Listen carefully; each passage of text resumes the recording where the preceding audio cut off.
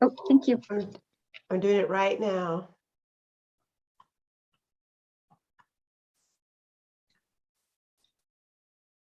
I'm going to ask one of my teams to make you co-host on because I have a new monitor and I can't find any windows. Sounds good. Thank you. So maybe Amy and Liz, if you can help out with that, please. Ooh, I just made you host again. Can you give me back the properties? Sorry, Jem. Yeah.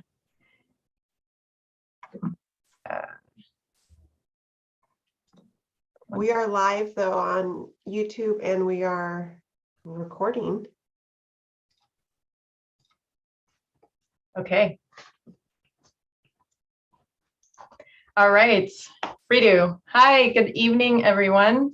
It's 5:31, so we can get started. Happy summer. Welcome to our July Community Steering Committee meeting, meeting number 47. I hope you're all staying cool and hydrated, especially for folks in the inland. And I hope you're finding some ease and some peace given the state of our country. Before we get started, let's just walk through some meeting logistics. I know this is familiar for most, but it's always helpful to have a bit of a refresher for some of us. So for Zoom, I know we've used it for some time now, but just going to walk through some instructions really quickly in case it's helpful for some folks. So for those of us joining on the computer, in your Zoom controls on the bottom, click the interpretation, which is a global icon. It's located at the bottom of the screen. You'll select the language you want to hear. So you may choose English or Spanish. Please ensure that mute original audio is not selected so you can hear folks that are calling in through their phone. And just as a really important reminder, everyone has to join a channel, so either English or Spanish, so that you can hear the meeting. I'm going to pause and let our interpreters give the instructions in Spanish. Hola, muy buenas tardes a todos. Vamos a tener interpretación simultánea en el lenguaje de español. Aunque ya repasamos estas instrucciones cada junta, es mejor repasarlos otra vez por si acaso hay alguien que quizás es su primera vez. Para poder hacerlo, si usted está utilizando una computadora, buscará el icono de un mundo que aparece abajo de su pantalla. Después seleccionará español y los invito a silenciar el audio original. Si usted está por tableta o por teléfono, el proceso es un poco diferente. Buscará los 3 puntos que aparecen en su pantalla. Después seleccionarán interpretación del lenguaje. Después seleccionarán español. Una vez más, silenciar el audio original. Y cuando han acabado, arriba de su pantalla habrá un botón que dice listo, done o finalizar. Selecciónelo para de esa manera escuchar en español. Muchas gracias. Thank you, Emilia. And as she said in Spanish, for those who are joining us with Zoom on their phone or tablet, this is how you can access language interpretation. So in your controls, which will be those 3 dots, and usually it says more below, you're going to click those 3 dots and then a drop down will appear. You'll select language interpretation and then from there choose either English or Spanish. Again, please make sure mute original audio is not selected so you can hear folks who are calling in through their phone, and please join either channel so you can hear the rest of the meeting. And before we get started, as a reminder, please ensure your screen name reflects this naming convention, especially if you're a CSC member or resident. CSC in the beginning with a dash and then your first and last name. If you are a member and a resident, please put an R in front of your first and last name. Sorry, one second. And if you're a part of the stipend program, this is especially important as this helps us track attendance properly. And for all other participants, please use this naming convention with your organization or agency in front, followed by your first and last name. And if you're joining us from the public, please put a P in front of your name. Sorry for that background noise. And just a few reminders for the virtual setting. So please ensure your mic is on mute unless you're speaking or planning to speak. If you're calling in by phone, you'll need to press *6 to activate that option. If you have a question or comment, you can raise your hand on Zoom. And if you're calling in by phone, you will need to press *9 to activate raising your hand. And then just as a reminder for folks participating in the stipend program, you will need to stay at least 75% of the meeting time to be eligible for this month's stipend. So our meeting officially starts at 5:30, so you need to stay at least until 7 p.m. to be eligible. Now I'll quickly walk through our group agreements to ensure we have a productive call tonight. First, let's all help each other achieve the meeting goals by focusing on solutions, opportunities, and trying to maintain a productive dialogue. As you all know, we're a large group, so we want to make sure we allow everyone a chance to participate. So if you tend to talk a lot during meetings, maybe make space for others. And if you tend to stay quiet, we encourage you to take up space and share your questions or comments or concerns. Remember to be civil and respectful. It's always okay to disagree, and this can be done in a respectful and tactful manner. We have a packed agenda as always, so let's try to stay on point and on time by keeping your comments brief and to the point. This will also allow for space for others to speak. And whenever there is disagreement, remember to attack the problem, not the person. Please honor each other's humanity and dignity. And lastly, let's do our best to seek some common ground and find opportunities to identify solutions.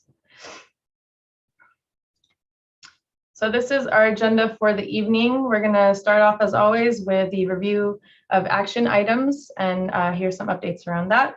Then we'll followed by some standing updates. We haven't heard from all of the subcommittees in a couple meetings because we've had some other pressing items, so we wanted to make some time for that tonight.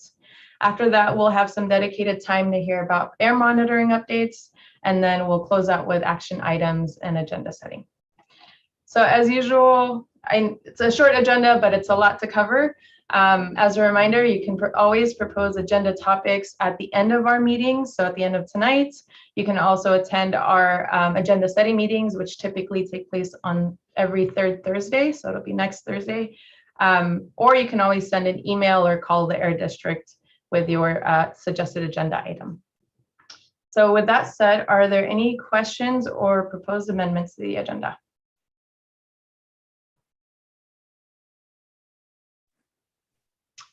I don't see any. Lisa has her hand up, Jen. Oh, does she? I'm sorry. Yes. My windows are, thank you. Yes, Lisa. Yeah, first off, I have to leave a little bit after 6 and was hoping to get on this agenda. Oh goodness, what's going on with the city planning department and proposals they have coming down the pike that will directly affect the Air District reviewing projects coming down the pike. That was, I just want to make sure I understood, the city planning department? Yeah, they're planning some changes in the municipal code, and which will basically mean that they really won't have to go through CEQA to create denser housing, creating more traffic in the 617 footprint. And, you know, this committee needs to be aware of it. And I'm just wondering if anybody's tracking what the city is planning on doing. Because right now it's making the rounds to all the review committees. Okay, unless, go ahead. I was going to say, I wonder, so one of our updates will be from the city regarding our land use subcommittee updates. And I wonder if what Lisa just mentioned could be a topic for scheduling another land use subcommittee meeting. And then at our next agenda setting meeting for this regular meeting, provide kind of the high level for the rest of the CSC. Does that sound good? And taking all the notes that Lisa just mentioned as kind of the framework for what that land use subcommittee meeting topic could be? How does that sound, Lisa?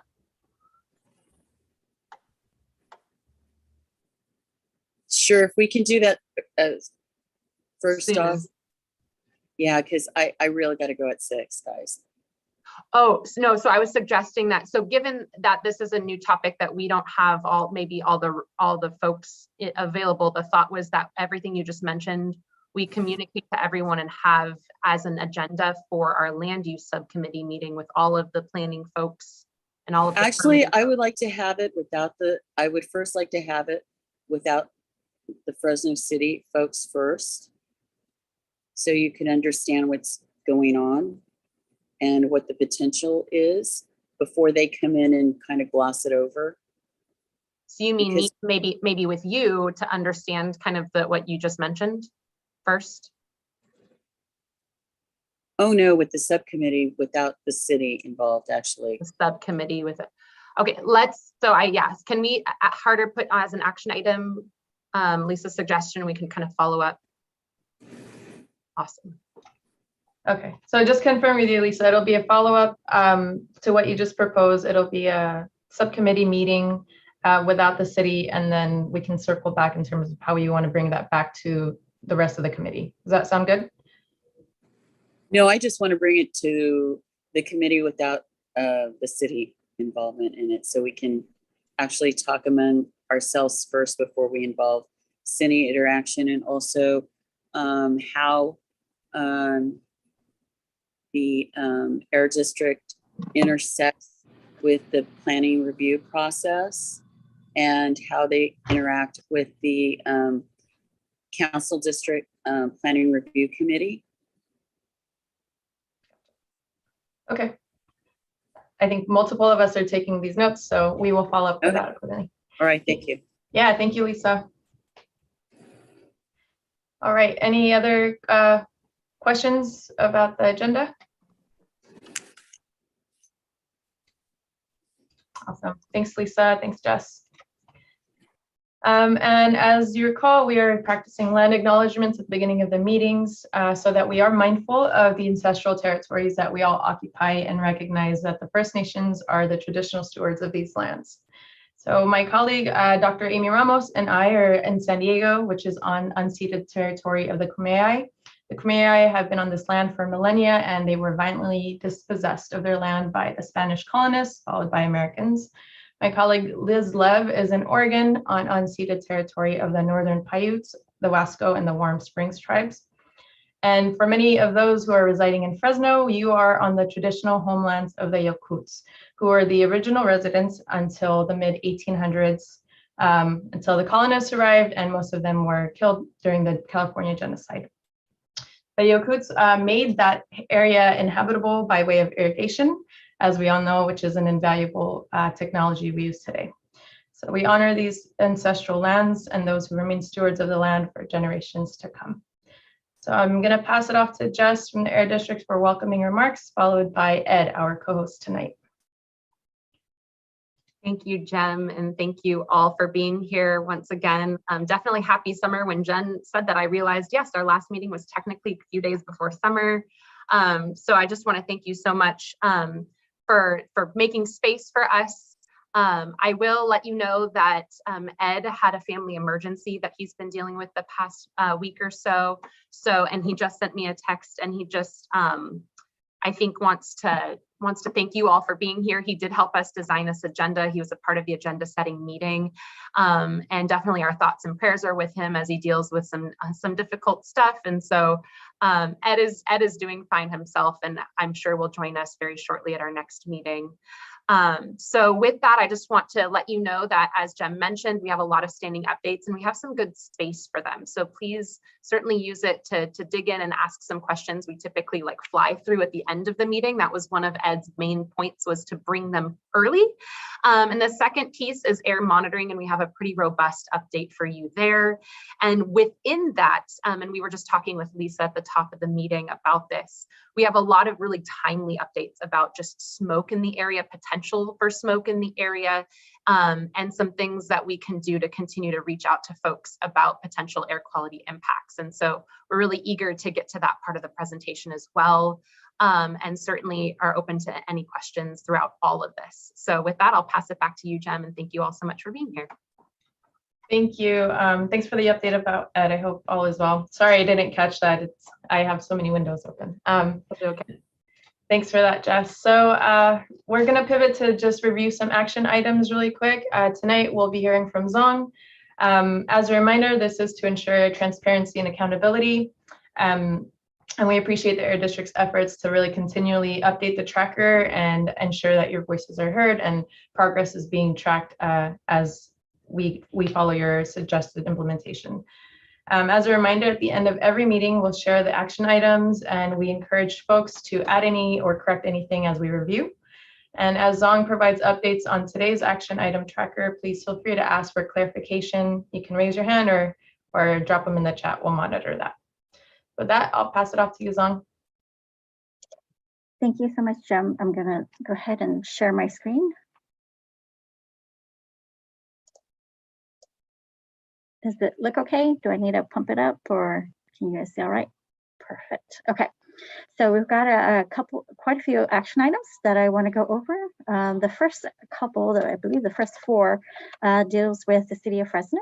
They include the first one, which is the city of Fresno will connect with a resident who is experiencing idling and parked trucks. The next one is the city will follow up on the web page to ensure it accurately reflects the ordinance. The third one is the city will follow up with CHP's jurisdiction around idling abandoned trucks. And the last one is the city will add signage to prevent more trucks from parking idling in front of residents' homes. And right now the city of Fresno is still working on all those items, and we will update as soon as we get more information. The next item is look at other programs to supplement emission reduction efforts. The district has scheduled a meeting with Fresno Unified leadership and interested CSE members regarding buses and air filtration. As we learn more about their infrastructure needs, the district will work with Fresno Unified and others to identify all funding opportunities. Sliding down. The next Sorry, Zong, item. 1 second. Lisa, Sure. I see your hand is raised. Do you have a question or a comment, Lisa? I'm sorry, I forgot to turn off the mute. Yeah, could you go back to the beginning a little about trucks idling? Does that include city vehicles? Because the example I have is they went to do a cleanup today, or basically they were moving some homeless by a canal, by a school, and one of the police officers had one of the police trucks parked, idling with the air conditioner on, going for 3 hours straight. Yeah, that's good feedback. And maybe we can note that down as something to coordinate, because from my recollection from this particular discussion, the whole discussion was about heavy duty truck idling, but that's a good point, Lisa, to check in with the city about, just general Employee vehicles. Because that's happening a lot, where they're just idling their vehicles, and sometimes it's big trucks and sometimes it's the police. And I'm just wondering if we could obtain a copy of what their policies and procedures are regarding vehicle idling, because it is a waste of taxpayer dollars at $7 a gallon, and it's just not good for the environment, especially in July. Thank you. I got that down, Lisa. We will definitely follow up on that. And then let me scroll back down. Let's see, I think I stopped here. The next item was look at warranty and tax issues with EV incentives. The district will develop the project plan and outreach plan for the EV measure, and we'll work with the CSC to explain any tax or warranty issues or questions that arise. The next item is include Fresno County, given the recent relocation of a waste facility, Regional Environmental Compliance Center from American Avenue to Marks and Dan Ronquillo Drive to in 93706. This plant had been approved in 2019, but community members were unaware until the June Fresno Beat article. The Air District will add discussion on Regional Environmental Compliance Center at a future stationary source presentation. And then it looks like that's it for the pending and the completed. Let's scroll down, sorry. There's quite a few here. From the June 15th meeting, The first item is provide greater clarity on the language on the signs that is more culturally inclusive idling trucks. The Air District shared Spanish translations related to heavy-duty idling and parking with CARB.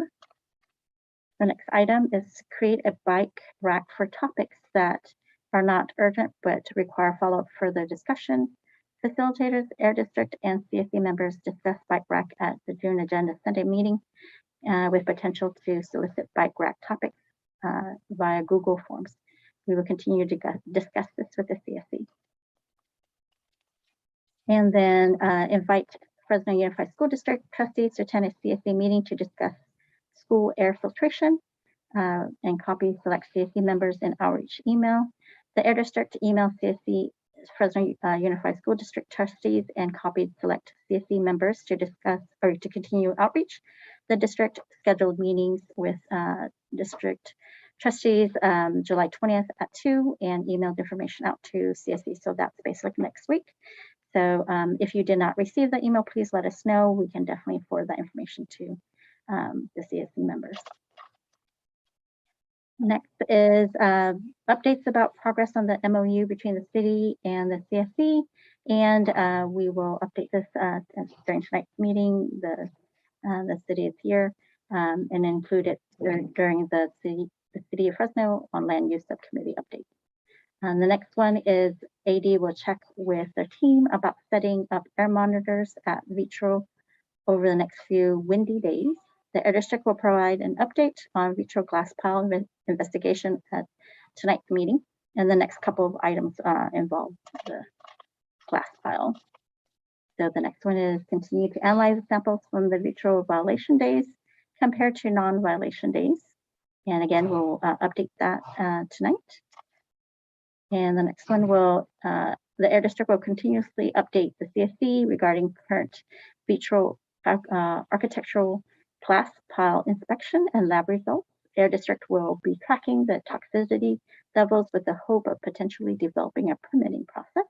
And again, we'll provide that update during the meeting tonight.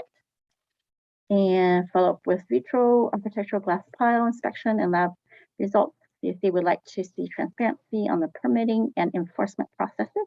Review any recommendations about glass debris as part of the permitting process. And I believe that looks like that's it. And I'll go ahead and stop share. If you guys have any questions, go ahead and raise your hands. Otherwise, I think that's all the updates for tonight. Thank you. Thank you, Zong. Are there any questions or comments about the action item tracker? Okay, and if it comes up, feel free to just drop it in the chat and we'll circle back. Okay, so moving along to the next item, standing updates. So since we ran out of time in the previous meeting and it's been a while since we've really had like a comprehensive update from all the subcommittees, we thought it was important for the committee to really hear from everyone. So we had some dedicated time tonight for this. And apparently there's been a lot of activity going on with each one. So it'd be nice to hear about those. I'll be calling on co-leads from each subcommittee to provide the update. As a reminder, please keep your updates around 4 minutes so that we have enough time for everyone. And then actually we have more time for that, at least around 5 minutes. And then if you have any questions, unless they're clarifying questions, please hold them until after the update or drop them in the chat. So with that said, we'll start with a truck rerouting. I know there's been a lot of discussion around just the truck rerouting in general. So now we'll hear from the city of Fresno for updates on that. I believe it's Andrina. Oh, there you go. Yes, good afternoon. Andrina Aguilar with the City of Fresno Public Works Department, the Deputy Project Manager on this one. And we have had a lot of movement for the study itself, along with the health assessment. So back in April or late April, City Council approved the item and moved it forward. Then we went through the last couple of months and getting contracts signed and all the logistics that come with processing contracts with the city, along with the other entities. The notice to proceed was issued July 1st. It was issued on July 1st to both UC Merced and IBI Group, who's going to be doing the study and the outreach on it. see. As far as the next steps, the next step would be having IBI start up with the kickoff meeting. And that notice to proceed allowed them to move forward to start planning that and come up with a list of attendees, which we gave them. We'll be actually tomorrow, we'll be giving them a list of the attendees. Some of these attendees include our subcommittee members for the truck study, the Air District, County, Caltrans, Fresno COG, the City of Fresno, and of course, UC Merced, who's going to be doing the health assessment along with IBI. So that invite should be coming in the next couple of weeks as soon as they get everything scheduled and in line. Thank you. And thank you, Andrea. And we have a question. Who is IBI? IBI Group is a consultant for the truck study. And they're subcontracting with Catherine Padilla and Associates, who's going to be doing the outreach. Got it. Thank you. Sorry for mispronouncing your name, Andrea. Okay. Dr. Curry, I see your hand is up. Go for it. Yeah, thank you. Could you just repeat who you said is doing the outreach and just what their connection is to the community that they would be doing the outreach to? So IBI partnered up with Catherine Padilla and Associates. So she and her team will be handling the outreach portion of it. And during the kickoff meeting, she'll be reaching out to the subcommittee along with the other jurisdictions to come up with stakeholders to be able to have. I'm just asking who is Catherine Padilla and sort of what is her connection to this community if she's doing outreach? Is there a connection that exists already? I believe no, I don't think she's done any outreach work here in this city. I think my real question is why would we not have considered using some community groups that actually are familiar with the area to do outreach? Did we consider that? So yes, we put out the RFP and we had the two proposals come through. One was IBI partnering with Catherine Padilla, and then there was the other consultant. And at this point, I can't remember their name, and I can do the research and then get that to you. And they would have partnered up with an outreach entity for their proposal. So IBI chose Catherine Padilla, and when they did their proposal and interview on that, and I believe you might have met with them in the past as well, they were the outreach portion of their project. And if I can just, remind me, and I think you just said it, Andrina, but when we did the interview, those of us that were on the subcommittee that interviewed, Catherine Padilla and her team were also a part of that interview. And I know we provided a lot of feedback during that interview about the outreach plan and kind of her plan. And then from my understanding, part of this kickoff meeting will allow us, right, Andrina, to provide that input to Catherine on like who to work with? That is correct. So after the kickoff meeting will be a great opportunity to provide those community connection points to Catherine Padilla. And then she would be putting together a stakeholder and public engagement plan, present it back to everybody and go from there. Dr. Curry, is that in Newham? And was that? No, it isn't. It's not a new hand and it's not a new process. And I'm just wondering why we keep doing having the same kind of process when we all have said that community outreach is so important.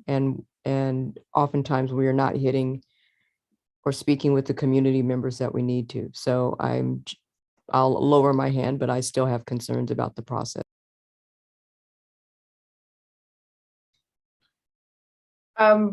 Actually, would love to hear from the rest of the committee, or if there's any follow-up we can do around this piece, especially if there's still some remaining concern. Jem, I think Lilia has her hand up. Oh, okay. I'm sorry.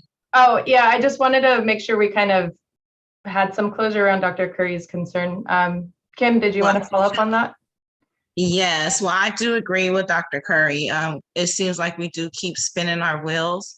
I thought it would be very beneficial to the residents in the AB 617 area to be able to have a consultant that was from here, that knows the area, that understands the makeup of the city of Fresno, especially in the AB 617, and we'll be able to do really true, authentic community engagement.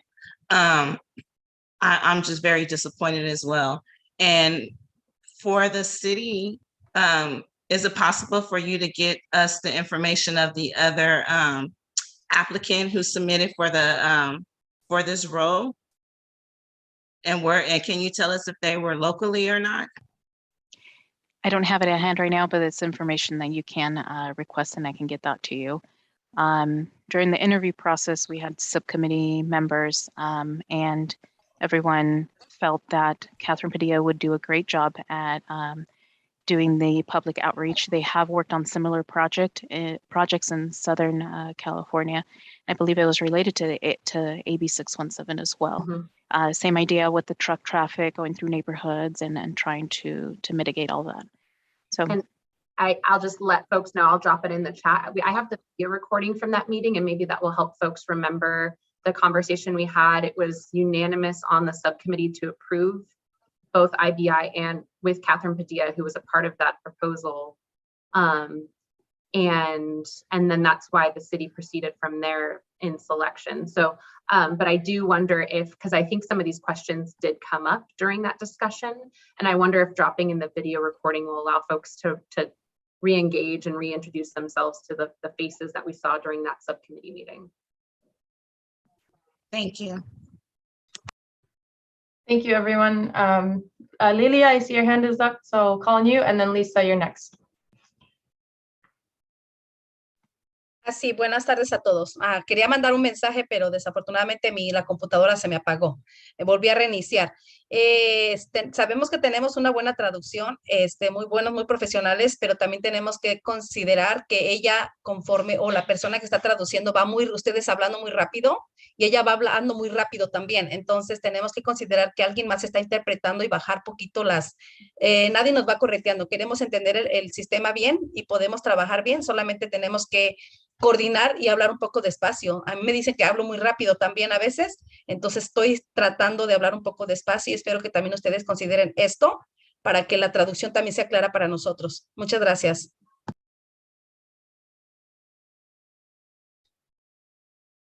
Thank you, Lilia. Yes, thank you so much. So just reiterating for our next speakers, please remember to speak a bit slower so our interpreters can keep up. Lisa, go for it. The person that they picked to do community outreach, are they the ones from Irvine? So the truck study consultants are from Irvine. And if you give me a few seconds here, I can tell you where Catherine Padilla's team is at.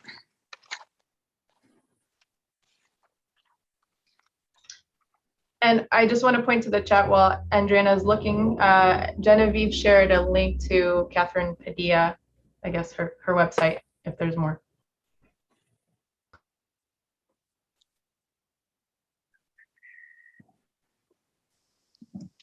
So she doesn't have her office information on here, but she's from Southern California. But she's not the one from Irvine, right? Yes, she's with the team of Irvine. Okay, because I'm gonna have to look at my notes.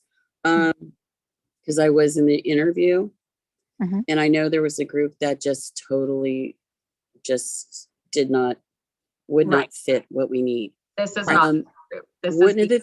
One of the things that I'm gonna ask, instead of coming to us and reinventing the wheel, they know how to do community engagement, and it would help us to cut down the waste of time and money and just repetitiveness if they came with the skeleton of what we need to, what they are going to provide as a skeleton, and then we can add to it. And also too, how are they going to use and reach out and work with groups that are already here? and potentially subcontract with to actually do some very progressive outreach. Because, you know, people, we always give these contracts to people from out of town.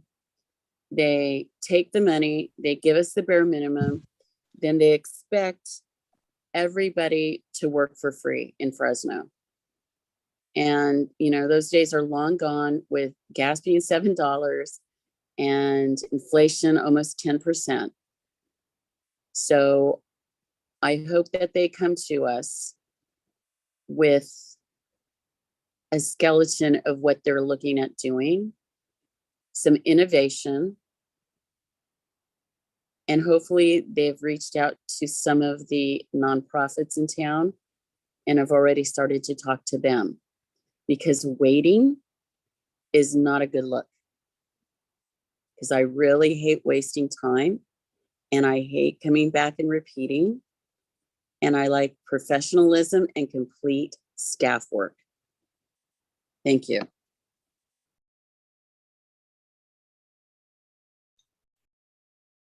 Thank you, Lisa. Our groups noted that as well, so we can track that.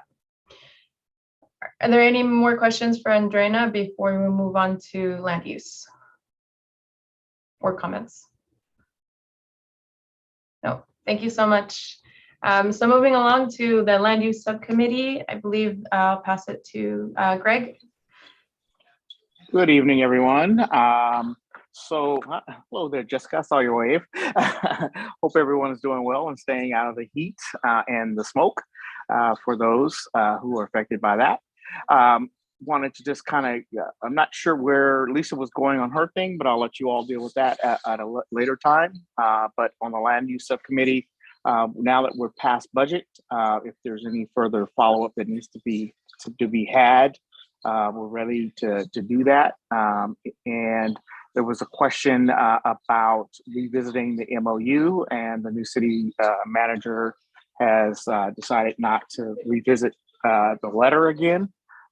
It's been rejected, I guess, 2 or 3 times by the committee. And I think the process that we've shared with everyone really allows for the air board, to get projects flagged in this area. And I know they're making comments, and your comments as community members are always appreciated.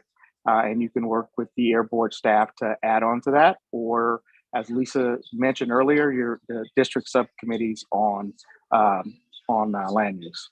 So, and that's it. Go ahead, Jess.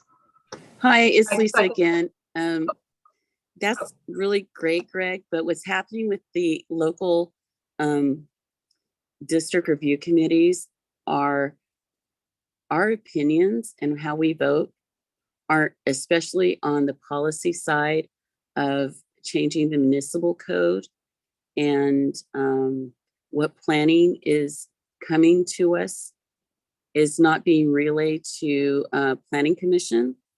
It is not being relayed among the other district groups. There's not a lot of interaction. So there's some issues in communication that we should actually really talk about, and how these changes and how these potential projects that are coming online will also affect air quality. That's what my issue is. I would just say, Lisa, I think you're on the D1 committee, and I don't know how they're staffed these days. I know for 12 years, I staffed a D3 one and I did it as a non-planner. That's where I've learned 99% of my planning department skills at the planner 2 or 3 level now. But I would just say that, that's probably a conversation to have more with the council office and the chief to ensure that your voices are heard, and that the committee's input and comments are made part of the record for the Planning Commission reports. Dr. Curry, I see your hand is up. Yes, thank you.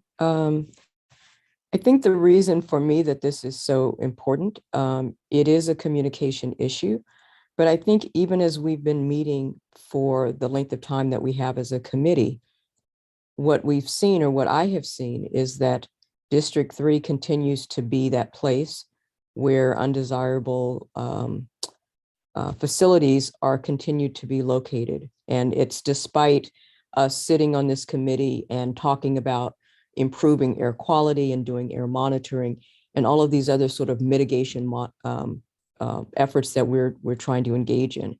And so it just seems problematic that as we talk about trying to fix a problem, that there continues to be this willingness to put these entities into an overloaded community, and that we still don't have any way to stop it clearly. Changing zoning doesn't prevent people from putting stuff where we don't want it to be, but we also don't have an improved way of communicating this, even to receive input from the community. And so I'm troubled that, an MOU is not something the city wants to do, but where does that leave the community in terms of making their concerns heard, and at some point having them attended to in a way that is meaningful, and not just, we'd rather not enter into an MOU. The county has just recently placed something in District 3 again. And so all of these, even as we're meeting, all of these examples are lived experiences for us. So what would you suggest as a way of improving communication, respecting the community's desire not to be the dumping ground? Sort of how do we move forward with what we have if there's no MOU and there's no willingness to contract with people respectfully and with accountability on improving the community? I'm not clear on what the next steps are. Hey, thanks, Dr. Curry. And it's ironic that on the household hazardous dump, your mom and I worked on another site that happened to be at Elm and Annandale, and we were able to beat down that one jointly. But a lot of it, I really think, is about communication and trust. And so I'm going to be the resident person, with family still in West Fresno, and that's where I'm from. And just say that I believe when the CSC was first formed, and we were going through our growing pains of all different shapes and sizes, there was a mistrust that was automatically labeled toward some of the things that the city was doing. Although I think you had, for the most part, out of our original group, you had folks that have always been pro-community, that were out there doing things. And we sat up, particularly in the land use side, several different avenues for communication to take place. And none of them were supported by the CSC, which is totally okay. But I think we had gotten to a point where we're like, okay, let's try this way. Nope, that wasn't supported. Well, let's try this way. No, that wasn't supported. Let's try a combination of the two. No, that wasn't supported. And every step along the way, the CSC continued to add additional things to it. Well, can you bring the language down? And we did. We tried to make it, very non-planese and very resident ease, so people could understand it. And that even wasn't accepted. And again, I think that was really a lack of mistrust. But the end result was there is a tool available to everyone now, particularly on this committee and in the AB 617 area, that provides flagged projects. Doesn't mean you're going to stop them, but it provides early advance notice that when they're in that project phase of being developed and are on paper, it provides this group that heads up. And the Air Board is hearing your comments. And I think one of the things that, my suggestion, one of the things that we may want to look at is the next time we have a land use subcommittee is let's go back and look at some of the comments the Air Board has put forth in the last year. And I think if you compare some of those comments to when there weren't regular comments, I think you'll see a big difference, in those comments. And I think you'll begin to see your voice. And we're dealing with stuff that is systemic and historic, in that, and we're taking, another approach, right? You've taken on, some of mom's work. I've taken on some of my dad's work, and probably our kids and nieces and nephews will take on some of our work. But as long as I think we're chipping away at it, I think we're making progress. Yeah, I really do appreciate that. And the history of mistrust is real because these experiences continue to happen. So it isn't because people just don't want to have trust in what's said.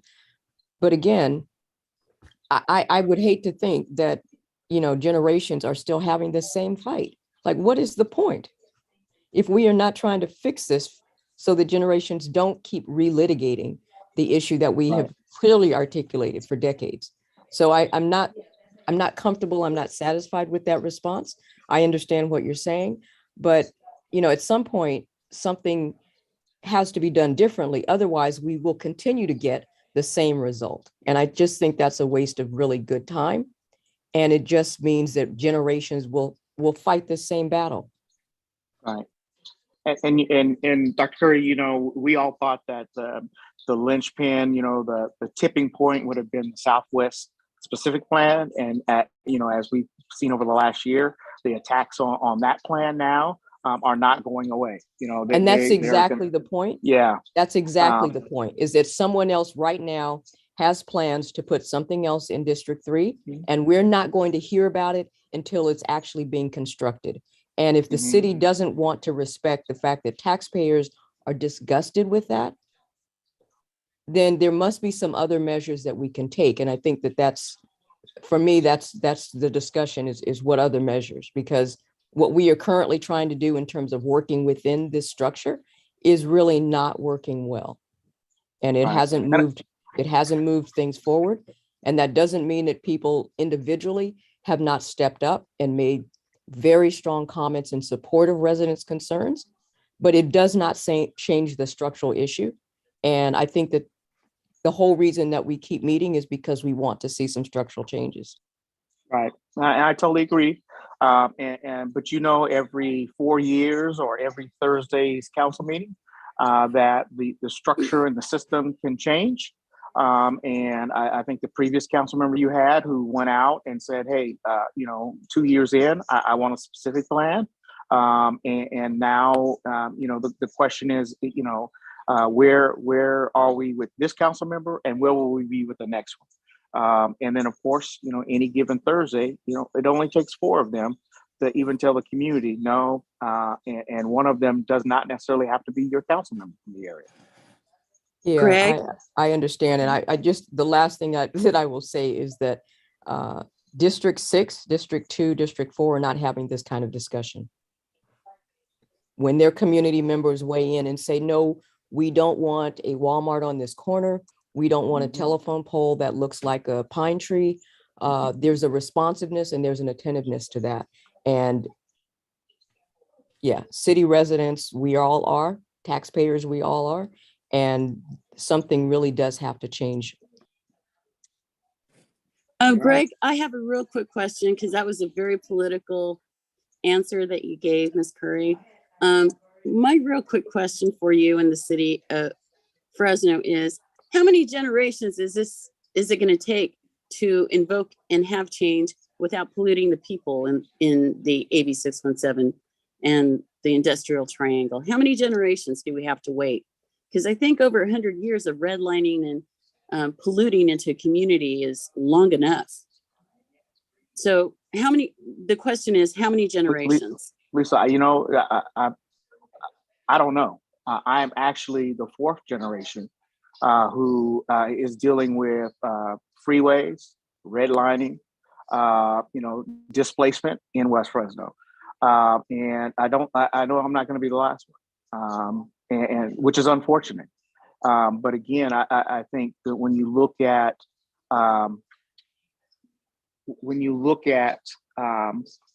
the long-term impacts of what we have to overcome, it's not a short sprint to overcome those things.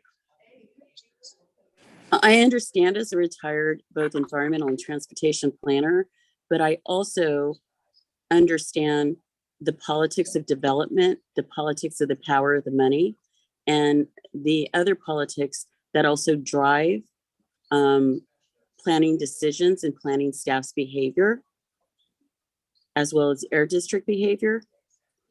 And I also understand the environmental process. I also understand environmental activism because I was a tree hugger.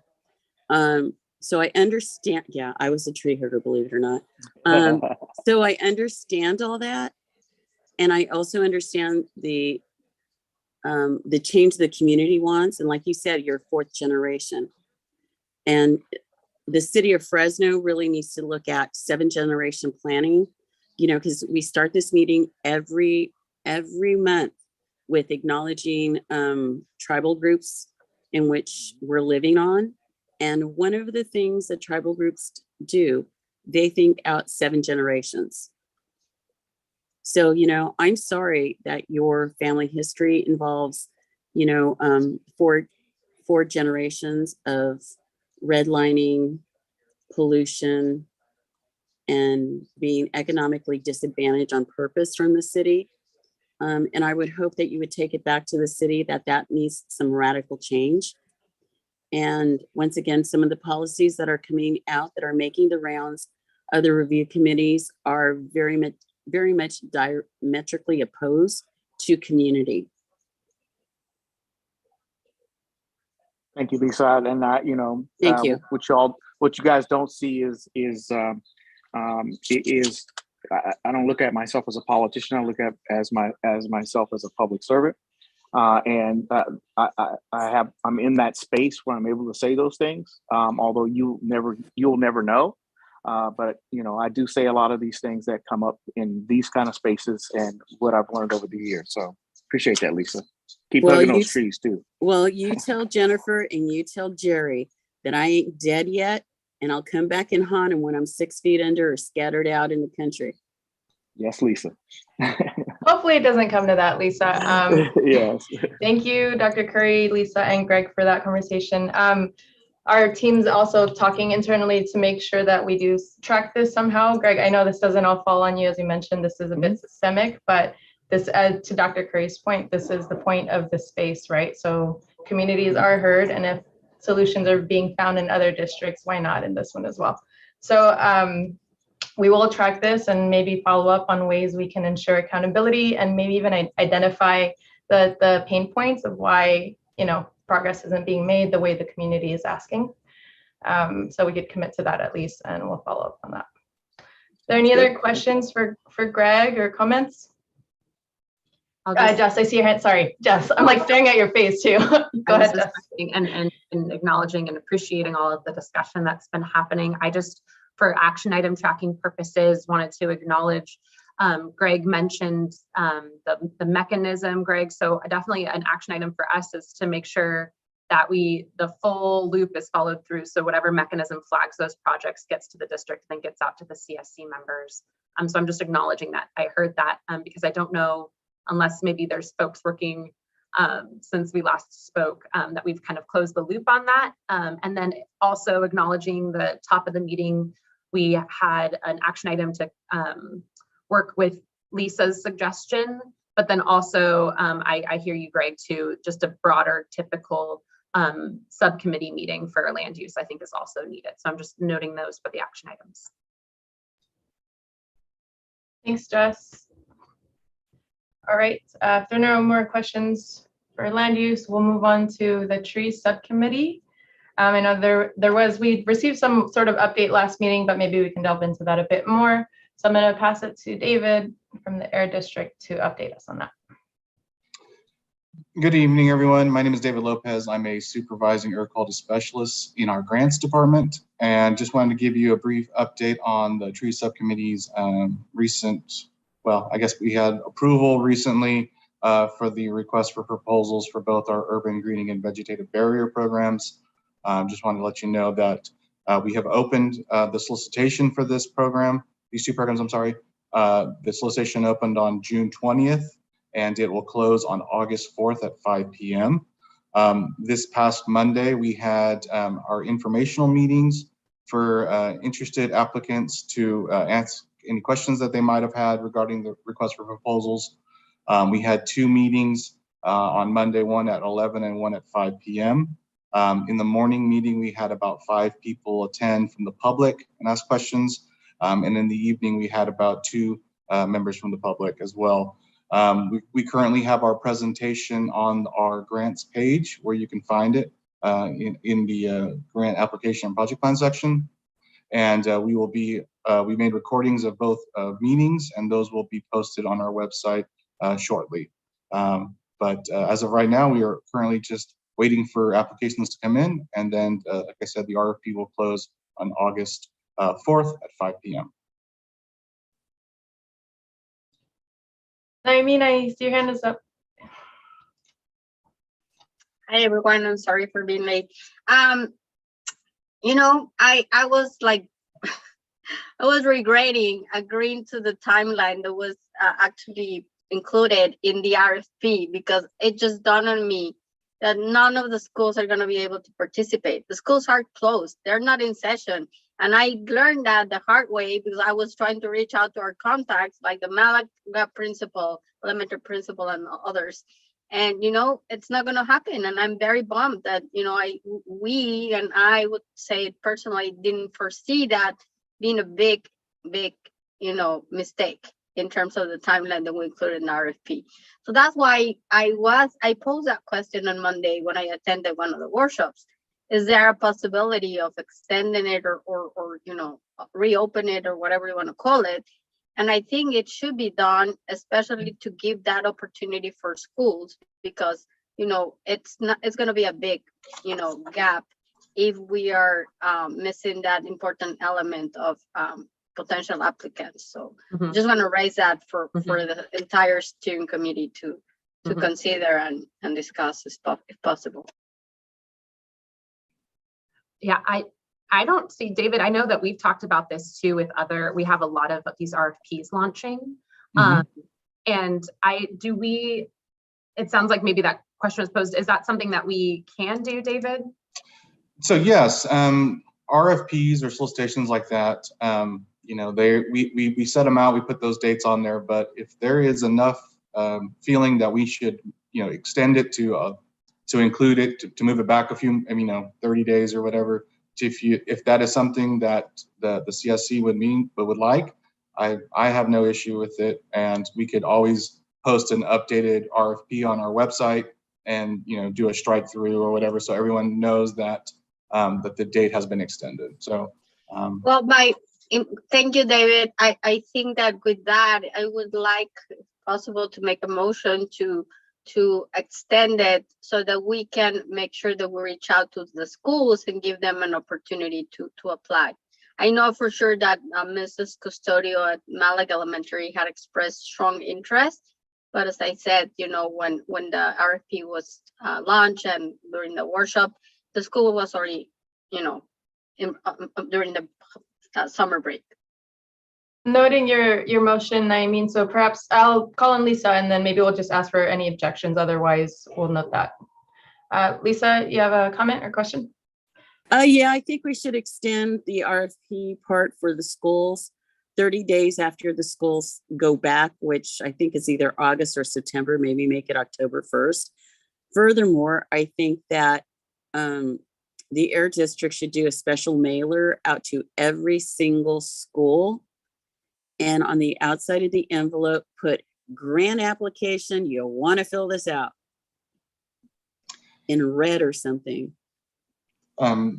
We can absolutely send letters out to all the school districts. No. I don't want you to send a letter, because in that, no, you need to send the application, the package out to them. So they don't have to go search it, because the first part of the school year is very, very busy. Let's make it easy on them. Send them the package of information, just not a letter, not a link. Send the information so the principal can look at it and assign it to somebody. Okay, thank you. I'll write that down. So I think there was a second chat by Genevieve. So Yeah, I was gonna go back to that. Okay, so Naomi, your motion to extend the timeline. Let's break it up in two. So that first one, extend the timeline. So if you're a CSC member, you may vote. So all in favor of that, please raise your hand or do a thumbs up, and my team will count.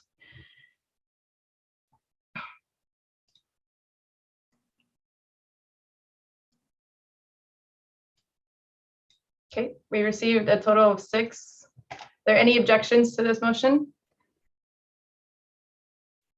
All right, thank you.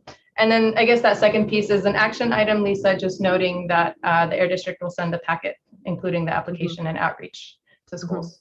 I would add to that it would be important to also, not only to the principals, I mean, ideally the principals, but then also just in the experience of the process that we went through when we were working with Lilia's group and Mona from Tree Fresno to plant trees in some of the schools in you know, Bangpao and other Winchell and other schools in that area that are, by the way, in the AB 617.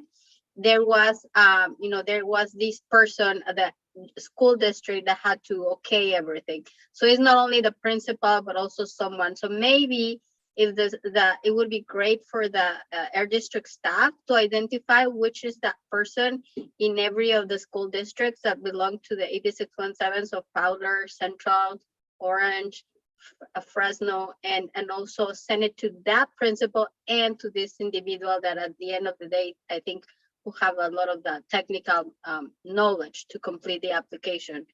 And then I was going to suggest, Jessica, that since we already have in the calendar a meeting with some of the Fresno Unified trustees, I think, I know that the purpose of the meeting is other, but I think it wouldn't hurt to mention this so that they could also flag that to their contacts within the school district. Yep. No, as you were saying that with kind of making leadership decision makers, I noted that too. So I appreciate that's a great idea. As well as when you guys are going to send out the package of forms and whatever they need to fill out, the information, just not the letter. If you give them a timeline, they'll put it on their calendar.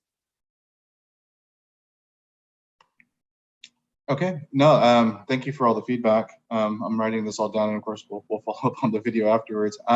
In terms of timeline, I apologize, I can't remember what you said, but you were wondering about obviously school districts are very busy in the month of August with kids returning. And I'm not sure when Fresno Unified starts, but I'm assuming it's the second or third week of August. Are we looking to extend the RFP to the middle of August, or would you just prefer it be the last day of September? I'm sorry, push it to the middle of September, or let's say it was September 15th, or you think it'd be best to put to September 30th? I would say September 30th because of what Lisa mentioned. The beginning of the year is a very busy time for school administrators, like dealing with the kids coming back, you know, all the stuff that has to happen at the beginning of the school year. So it's certainly a very busy time. And I think that way, you know, we will have more opportunities of getting applications from schools in particular. And then I would like for someone to address Lilia's question. She said that she was trying to open in the Valley Air District website, but I don't know if she's referring to this particular RFP or not, but she said she couldn't find it or couldn't open it. I'm not certain if others are also having the same issue. Let me know. It might be different because I'm in the office, but I don't see it. So maybe it's the link I just dropped, and let me try to open that. That could be part of it. And maybe Lilia, you can clarify where the link was broken. Was it on the RFP link that was provided right now, or a different link? No, fue exactamente hace rato como a las aproximadamente como a las 12 de mediodía. Quise abrir el link que tienen de Valley Art, que dice aquí. Yo lo quise abrir, dice, por el momento no está en servicio. Inténtalo más tarde. Entonces, me quedé con esa duda y ahorita que estamos en la junta, dije, voy a preguntar a ver si ya está en función nuevamente o por qué razón me anunciaba esto mi página que yo tengo aquí con mi teléfono, o sea, mi página de mi celular, por favor. Ahí se me trabé. Sí, aquí en el link que tengo yo aquí exactamente mi celular fue el que quise aplicar para mirar, porque como están las quemazones, quería saber cómo estaba el medio ambiente a mi alrededor.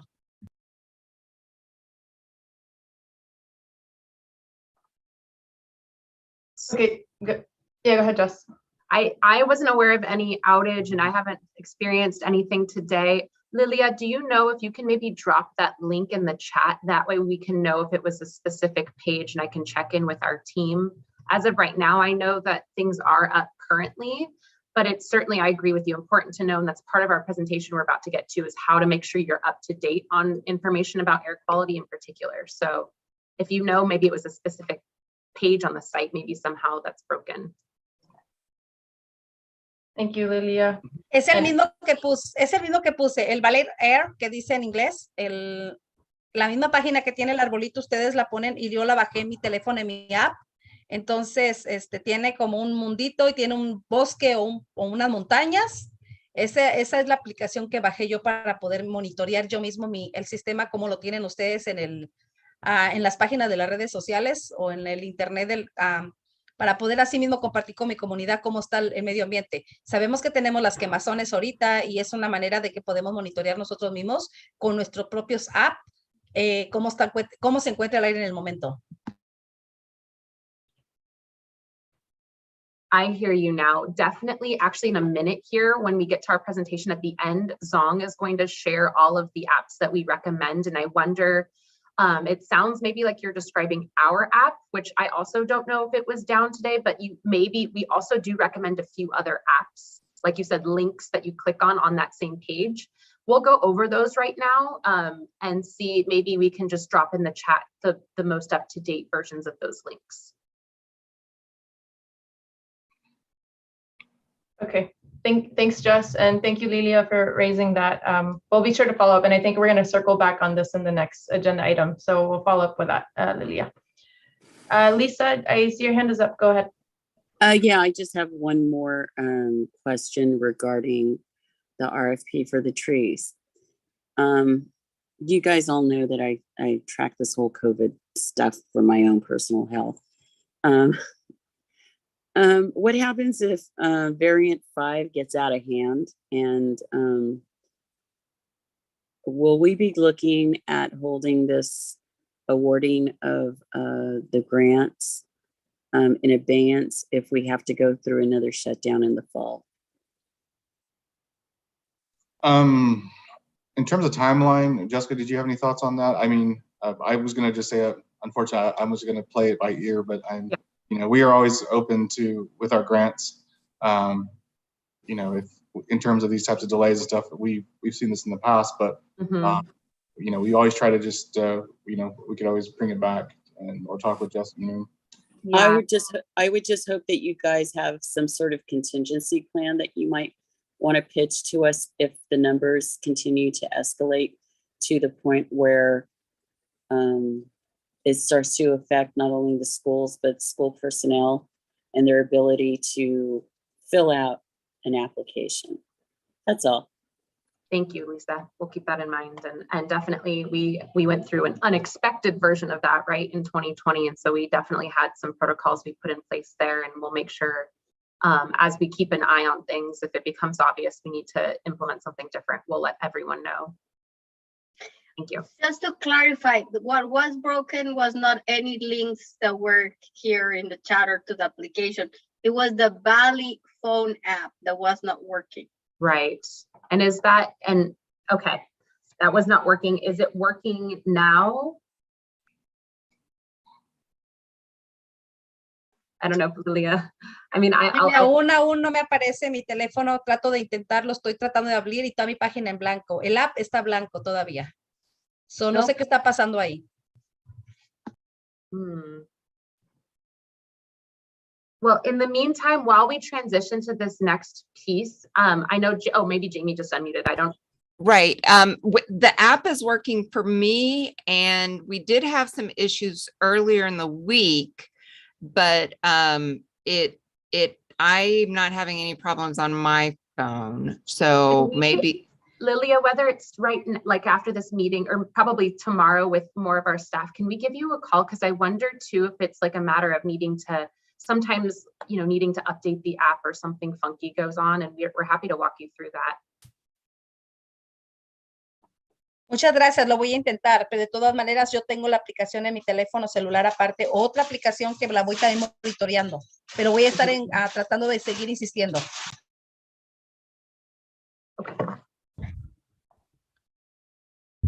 Thank you. Thank you for raising that, Lilia, and then they'll be following up with you on that.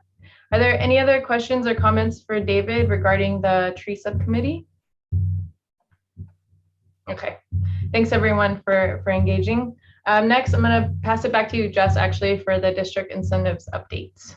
I will be brief. I just wanted to follow up on a couple of things. One has already been mentioned, but just another reminder, we have a meeting. I want to thank all of you for helping keep track of it. A meeting we set up with Fresno Unified leadership, including trustees for the area, to talk about school buses and school filtration. We will send out an agenda and work closely with the folks that kind of identified themselves as the ones to kind of keep track of it, but everyone on the CSC will be invited or has been invited to the meeting and will receive the agenda. The goal really, just to remind you all, is it's been a while, right, that we've had these open, that we want to get them moving, and so we want to touch base and really understand the need and interest. That way you as a subcommittee or as a full committee at our next meeting, hopefully by our next meeting, right, we want to give them short timelines, can make decisions about moving funding. That's really been the feedback we've heard from you all. Or hopefully not move the funding, right? Hopefully get Fresno Unified if needed to spend the funds. So we'll get hopefully the answers we need, and we look forward to that. Related to that, I wanted to let you know in probably maybe by next meeting, but definitely certainly within the next few weeks, we will start to reach out. One of the action items from 2 meetings ago was to, if we are going to move funding into our new measure for residential air filtration, as was recommended by the committee, there was an interest in forming some sort of subcommittee to sort of start to design a little bit of what that could look like. I'm kind of previewing that for now because we will talk in a little bit in this presentation about a district-wide effort. But in reality, the next few weeks, we want to start getting going on kind of soliciting interest from you all on maybe like a pre-meeting before we even establish like the funding amount and all of that, so we can start to get going as a committee and design what that measure looks like. So I'm just asking right now, we'll send an email out to everyone, but if you want to put in the chat if you're interested in being a part of that. I already had a note that Genevieve was interested and a few others. If you're interested in being a part of the subcommittee for the residential air filtration measure, raise your hand or put in the chat. I see Naeem's hand is raised. Is that in response to Jess, Naeem? Okay. Awesome. I see Kimberly, Genevieve, Naeem. I do say I might excuse my Sarah. I'm not sure that I know who Sarah is. If you want, you're only inviting CSC members, correct, Jess? I'm just soliciting interest. It's certainly okay if, as we, as we get going with establishing a subcommittee, public members will be invited as well. So I see Lisa's hand and Dr. Curry's hand as well. Awesome. That's really great. We'll note that. And like I said, we will still send an email to the whole committee, so even folks that weren't here can be a part of that, but might reach out to that interested group first just to kind of start to establish expectations. So that's all for my update. Definitely our next meeting will be a lot more incentives focused, but we're really grateful to get to the other stuff tonight. So thank you. Thank you, Jess. Are there any questions or comments regarding that update? All right, we'll move along to hear from CARB. I believe there's a couple things they want to talk about. So Brian or Jennifer? Hey, yeah, so I'll be brief. Brian will be dropping some links. First of all, July 21st, we just have a public workshop on the fiscal year 2022-2023 funding plan for clean transportation incentives. Basically, it's part of a series of workshops to develop the fiscal year funding plan. And this workshop specifically will be to discuss the funding allocated for clean transportation, like light duty and heavy duty vehicles. On July 22nd, we have the AB 617 consultation group virtual meeting. There will be a Q&A on the funding webinar that we hosted and going over Chapter 9 of the People's Blueprint, along with a recap of the May 19th board hearing. On July 26th, there will be a public work group on draft advanced clean fleets regulation provisions. They will discuss how to improve the draft provisions for allowing exemptions and extensions of the draft advanced clean fleets regulation. And then lastly, on July 28th, the CARB is hosting a virtual listening session for zero emission trucks.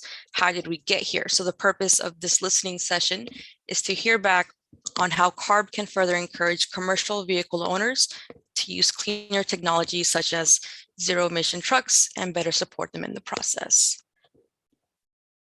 And if there's any questions or any additional information requested, feel free to reach out to myself or Brian, and we're more than happy to guide you or answer any questions you have.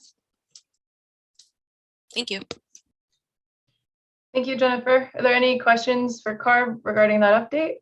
And just again, pointing everyone to the links that Brian posted on the chat.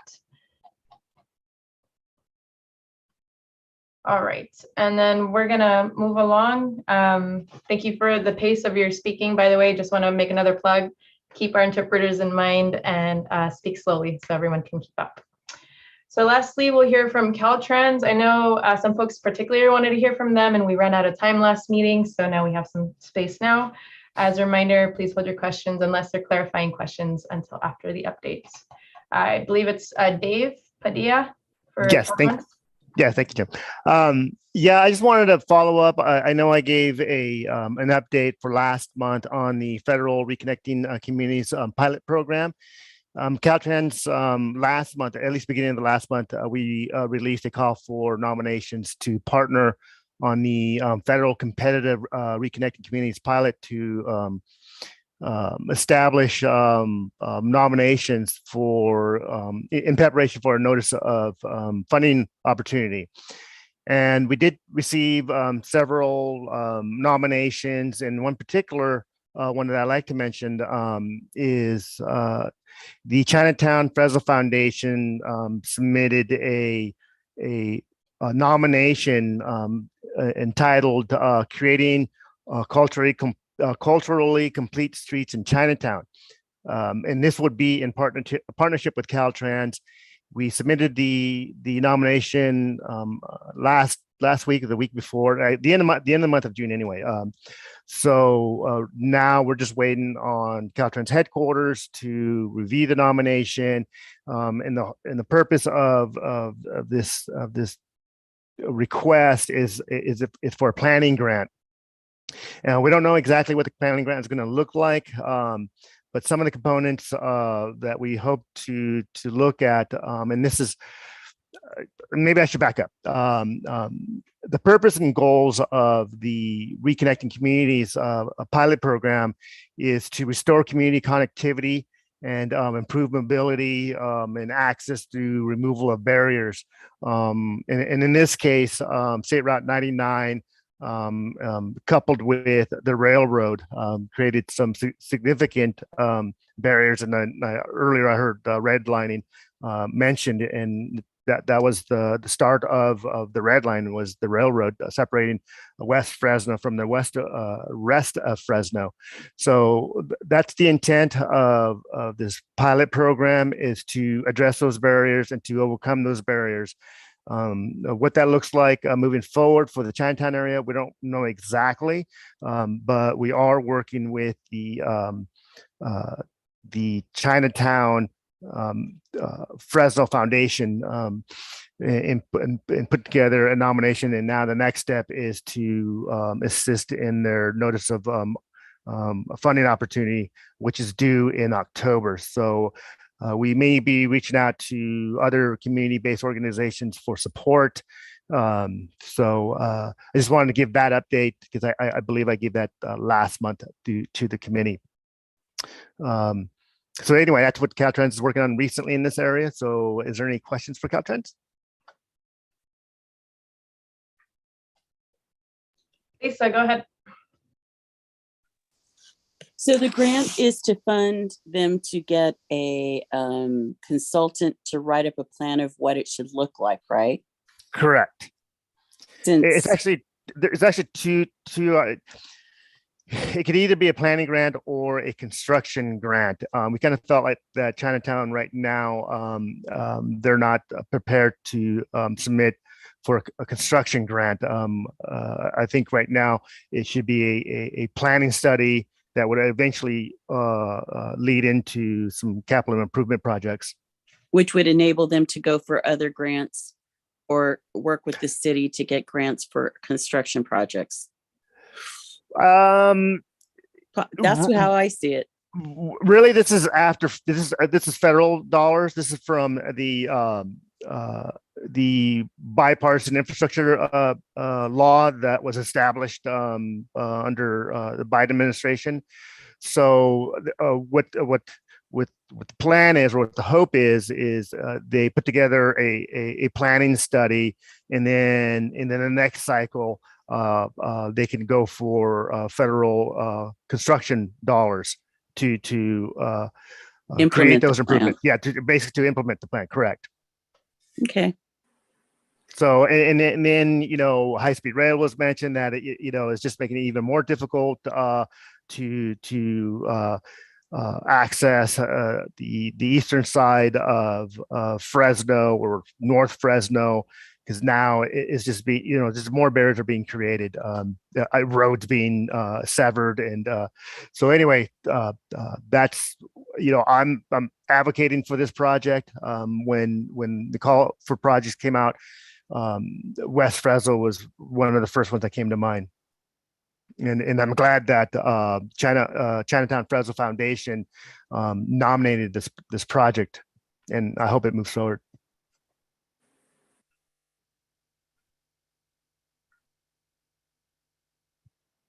Thank you, David. Are there any other questions or comments? Nope. Thanks, Lisa. All right, I know it's 6:50 and we're probably getting worn out, so if y'all want to get up and stretch and shake a bit, we got another big item coming up. So as you all know, air monitoring is one of the main components of AB 617. It's important. It's an important piece for tracking and also informing actionable items moving forward. So it's been a while since we've heard some air monitoring updates, and I know the district is excited to share a lot behind that. So we'll pivot to that now. Jess, I'm looking to, am I passing it off to Chai first? I believe so. Yep. Thank you. Okay. All right. Good evening, everyone. Good to see you all. And yes, we are definitely excited to share all this information with you all. There's been a lot of work and that's been put into it, and also a lot of work from the committee as well to provide your guidance on us in doing this. And it's exciting to see that the network is fully up and running for some time now, and to start looking at this data and trying to make some sense out of it. So we're going to go over that today, and I'm going to see if I can share my screen here. All right, can everybody see it? Okay. Yes. All right, so in today's update, we're going to just give an overview of the air monitoring network and the status and where we are, even though we're fully implemented. It's just kind of a refresher as far as where each monitor is located and what it's monitoring and the type of equipment that we have. We're also going to go over the analysis of the monitoring data we've collected so far, and we're going to look at on an annual basis. So going from July of 2021 to July of 2022, and review that. And in addition to that, we're also going to look at provide some analysis of the speciation that we've done at Edison. That was of some concern that we wanted to get some better idea of what the PM, what type of PM we were getting there, and also for at a location nearby the vitro glass plant as well, that the CSC had expressed some concern on. And then we'll talk about some of the enhancements to the website and our quarterly reports, and we'll finish that off with the subcommittee actions and our discussions with the schools with our outreach efforts. So starting with this one, Brad Dawson, who's the supervisor of the community air monitoring, will go over the air monitoring network. Good evening. Yeah, just going to recap kind of where we are at and what we kind of started at. This is an intro map of where we initially planned to have where all of our monitors would be placed at, and this is kind of the blueprint of what we tried to follow. You can see in a lot of the areas where standalone PM 2.5 would be at, the compact air monitoring systems, trailers, and kind of the dotted outline area where we would take the mobile monitoring van at different locations in that central area. And now we are here where we are fully deployed now. Last summer, we were able to deploy the last bit at Edison High School.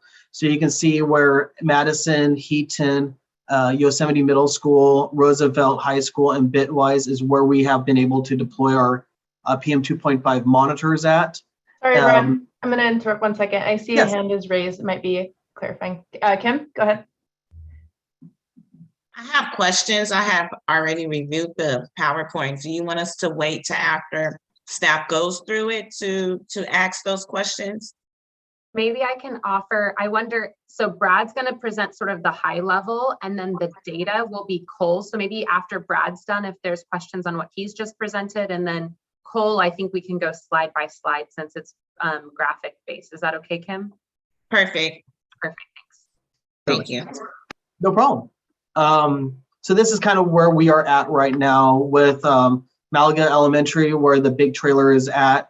We have the compact system at West Fresno Middle School, as well as Edison High School. And also identified here are 2 of our regulatory air monitor stations at the Foundry site, which is right up next to Jensen and 99, and Drummond, which is just down the way, kind of just east of Calwa.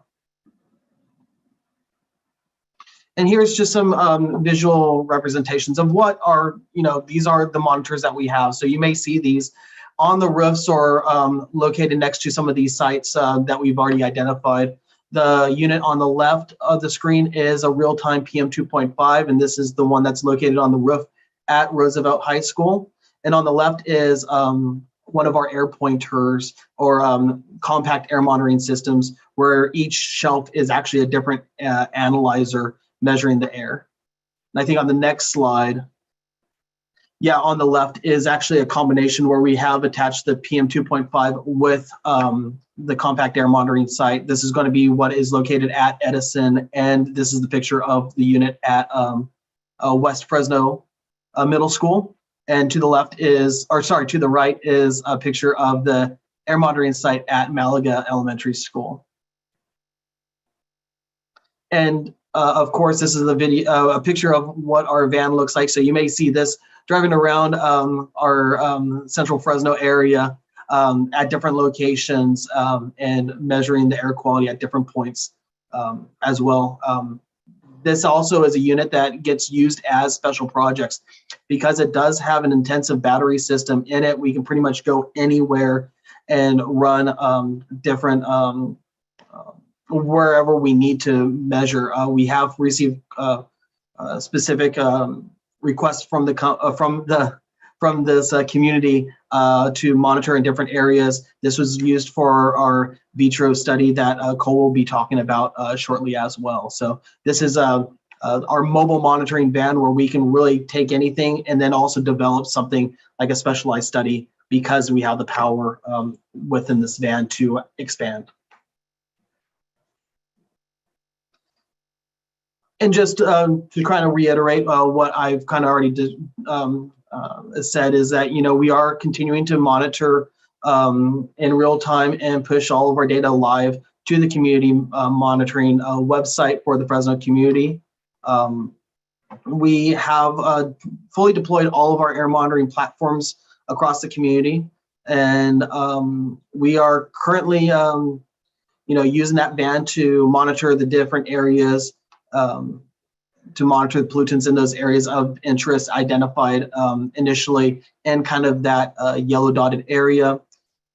We are doing PM 2.5 and VOC speciation sampling at multiple different sites, including that vitro study that will be discussed on later on by Cole. And we've been doing those lab analyses since late 2019. So we have a lot of data from those samples.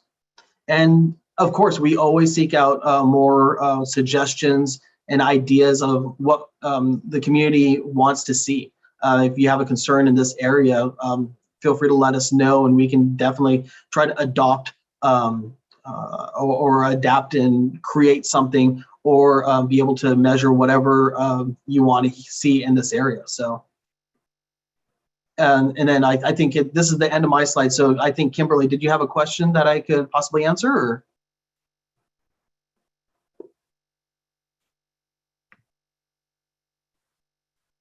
I think you're still on mute. I'm just talking away. I thought I pressed mute. Thank you, Brad, for the your half of the presentation. Can we go back to slide 4, please? My question is, what have we learned from the Black carbon data at Edison, West Fresno Middle School, and Malaga? The Black carbon is actually something that we are still trying to understand and learn. We are actually about to roll out and be able to provide some more data out to the community. Right now, we are still in the information and gathering phase right now with those instruments. I can tell you right now is that I believe the Edison High monitor has already failed on us, and we are sending them back to the manufacturer to figure out why they failed. So we are gathering data. We have data from the past year, and we've actually been working with CARB regarding that data as well, and how to interpret that Black carbon data. But at this point right now, we just haven't been pushing that live, but hopefully in the next upcoming months, we will be pushing that data. So you're just holding on to it right now until you figure out how to analyze it? We have been gathering the data. There's a lot of data to be that was generated from these monitors, and we are working on how to actually incorporate that into a visual representation. So that way, when you look at a PM 2.5 value, there's a correlation of that Black carbon. I don't want to get too technical and bore everyone and make them fall asleep, but how the monitor works is it uses wavelengths.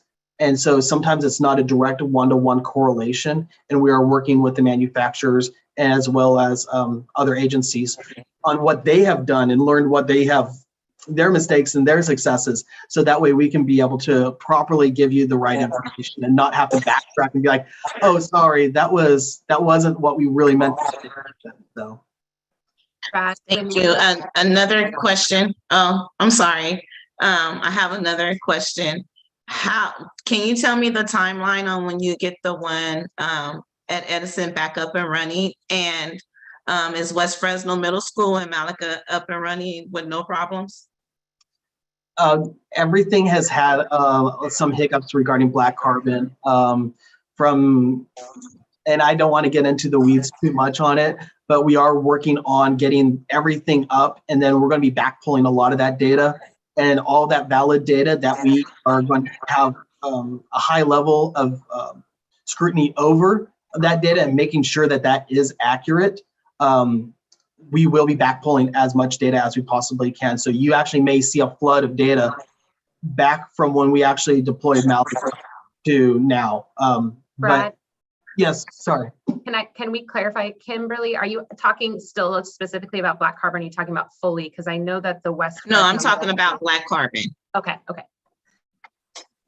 So we do have that data. We just want to make sure that we provide it to you in an appropriate manner. I think by it being presented to us, you should be able to get into the weeds of it for us to fully understand, especially for our residents here on the CSC. That's why I posed that question. It'll just be helpful to know what's coming our way, and also be able to, since you're saying that the data that's being collected is kind of complex, to be able to better understand it. So just take that in consideration. And I yield the rest of my time for the rest of the presentation to ask questions. Thank you, Kim. That's a great suggestion, and we'll add that to the action item as well. I just wanted, there's a question in the chat, is a West Fresno Middle School site working? I don't know if that was the same question Kim asked or if this is. No, just recently, of course, it has to be right before the meeting, right? The air conditioner that keeps the instruments inside of it cool failed and died. I think on Sunday or so, we started seeing times drop data from that site drop off when the heat was hitting the unit, pretty much like in the hottest parts of the day. So we knew the AC was dead. We actually had to remove the AC, and it is back at the air conditioning company right now being charged. And right now they are charging the system, making sure it's holding a charge well. And then we will be putting it back in service as soon as we get it back from our air conditioning service company. We do have PM 2.5 running currently at the site, but because of how the electronics work on the site, the whole site goes down when we remove the air conditioner, but we will be back pulling all that PM 2.5 data to backfill any data missing, at least for that instrument. The gases will be lost, unfortunately.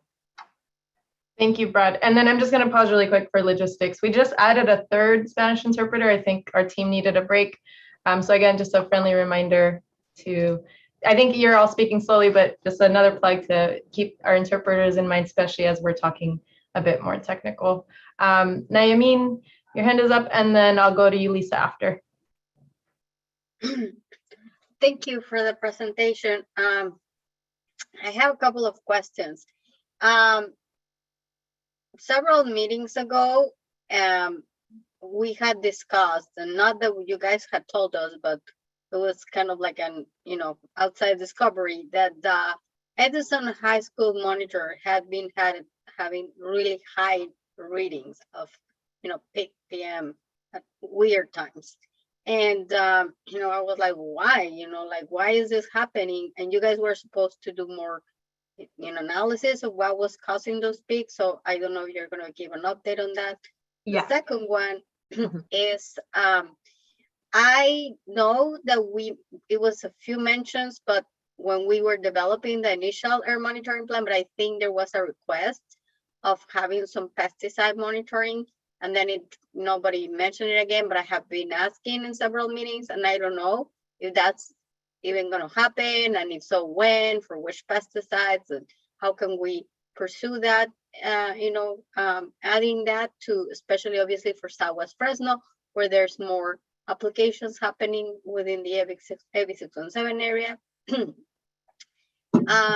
And then also, maybe you were saying that you're going to have a presentation just focused on vitro glass, because I think you also did very, an analysis, took samples of the piles of glass.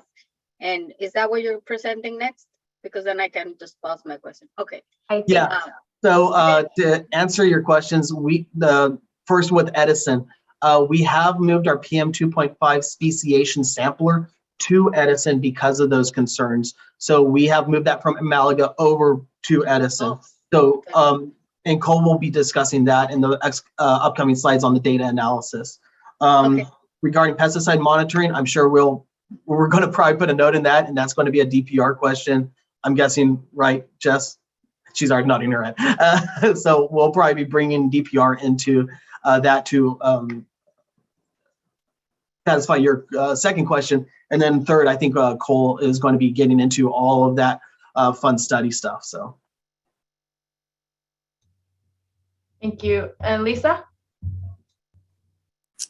Can you go back to the map real quick?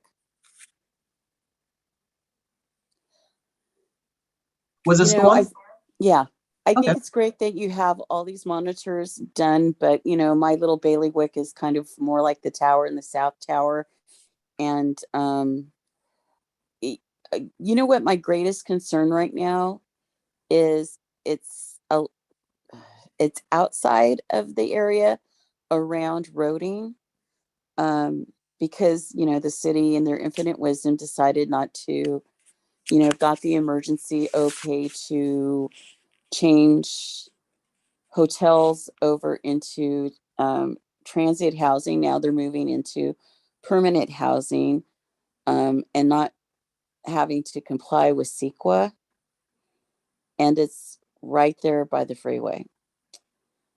And I'm wondering is there any way we can get some readings out of Roding?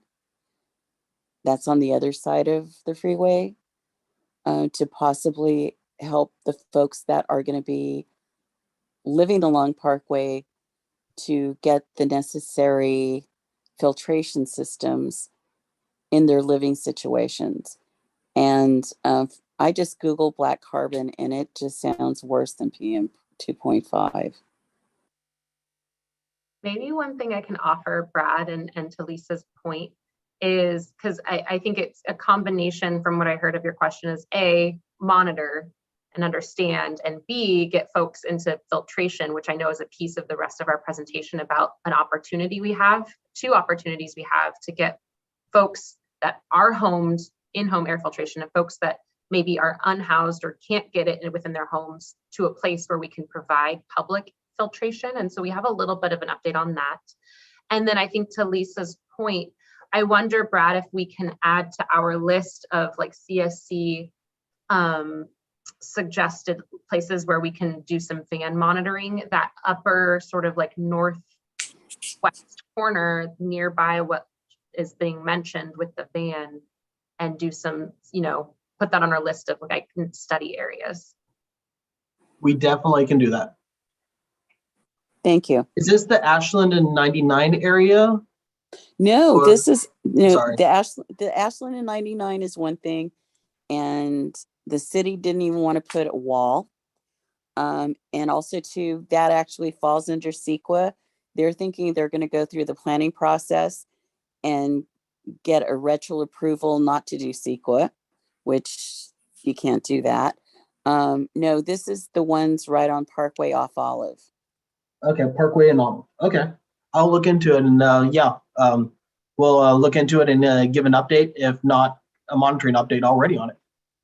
Yeah, because if you can't do Parkway because it's outside the AB 1617 area, you can do Roding because that's literally just on the other side and it has trees. Thank you. Great. Thank you, Lisa. And just sort of a point of order because of timing, obviously we still have some time, just trying to be brief to summarize what the rest of the presentation. I'm going to drop the presentation in the chat so you all can take a look at it, because we have not only all of that analysis we were just talking about, but Zong has some updates on outreach. We also have updates on what I just mentioned. So there is a lot to get through. And so I do wonder if you have a chance to kind of pop through it, and maybe you can have questions ready for us, and that way we can maybe just kind of go through and answer the questions as we go. So that way, you know, we get as much information, because wildfire season is coming and that's part of our discussion today.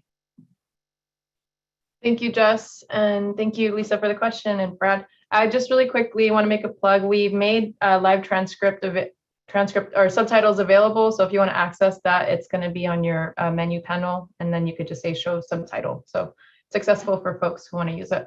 All right, back to you folks. Brad, or are we next presenter? Yeah, I'll take it from here. Thank All right, you. cool. Good evening, everyone. My name is Cole Hutton. I'm an air quality specialist with the air quality analysis team. So what we're looking at here is the annual average PM 2.5 comparison for all sites within South Central Fresno. You can see here that in 2020 and 2021, wildfire impacts attributed to the higher annual average that you were seeing. We do have all the sites deployed, but we're going to need some more time to get a better idea of the trends overall in the community. You can see there Edison and sites like Madison, Yosemite Middle School only have about 2 years or about a year and a half of data. So as soon as we get some more data throughout this year, we'll get a better idea of trends across the community. And then in the table form here, you can see this annual average PM 2.5 again. Looking at these values, you can see we don't have total data for 2020 and some sites in 2021. Edison is our newest site. So this is year to date for 2022. So we don't have the full year. And like I said, as soon as we get some more data in, we'll see some further trends. And something I just want to, while we're on this, I want to let folks know the Foundry site, as was mentioned earlier, we call that our near road monitor. it is right butt up against the freeway. And so it's really intended to capture those emissions. And so that does tend to be why it is higher, in case that is something that you were noting here. And then there's a question in the chat, why does Edison not have data when we just discussed peaks? This is an annual average, and since it didn't have a full year, is that right, Cole? Yes, exactly. But the next few slides, I believe, have more Edison data. Yes, so we're going to go over when was the Edison monitoring installed? Because I downloaded all the information for Edison for the September, October till February, and you know, that's when we were concerned with the peak. So the next slide, and I think, and maybe while you're or while we're showing this slide, we can look up on our end. Brad, can you look up what date Edison monitoring started? And that's to your point, Naimeen, this slide shares that winter average time frame, and we have the Edison data. Yeah, so Edison was deployed later in the year, more in the winter season, as we can see here. So for the annual average, we kept Edison out of the analysis just because of the incomplete data set. But as you can see here, the winter average PM 2.5 comparison, the winter season is when we see the highest PM 2.5 concentration due to residential wood burning combined with met conditions in the winter season. And you can see Edison is the peak site on this chart, but still under that 35 microgram daily standard. Going on to the next table. I'm going to pause. We have a couple of hands. Cool. Genevieve and then Kim. Thanks. Could you go back to the annual standard thing? One more with the actual numbers. Thanks. Which one of these monitors is used to collect data that then goes to determine if we're in compliance with federal standards? Is it which one is it? Is it not any of these? Foundry is a regulatory monitor. The other ones are all just the community ones. Got it. Okay. Thank you. So yeah, it looks like Edison's just 0.3 above Foundry, which is concerning for if Foundry is the one on the highway. Exactly. But, okay. Thank you. Led to the campaign that Cole's about to talk about, which was the speciation analysis. Go ahead. I have a question since we're asking questions. Hi Cole, thank you so far for what you have presented. Can you go back to slides 9? Can you show the comparative annual average at Garland, Winery, and Clovis regulatory monitors? I do have, not in this presentation, I do have that data available, but I don't have it on this presentation. You can look at our quarterly reports. We should have Q1 2022 out soon, but if you'd like to look at some past data, our quarterly reports for 2021 are all up, and that gives you a good idea of the comparison between those sites in Garland and Clovis and other regulatory sites. At the bottom of the quarterly reports, which I'll go over at the end here, which is a new addition to the reports, are some heat maps, which give a great visual of how those sites compare to one another. And I noted that, Kimberly, as a note for the next time we present, is adding those comparisons. Thank you.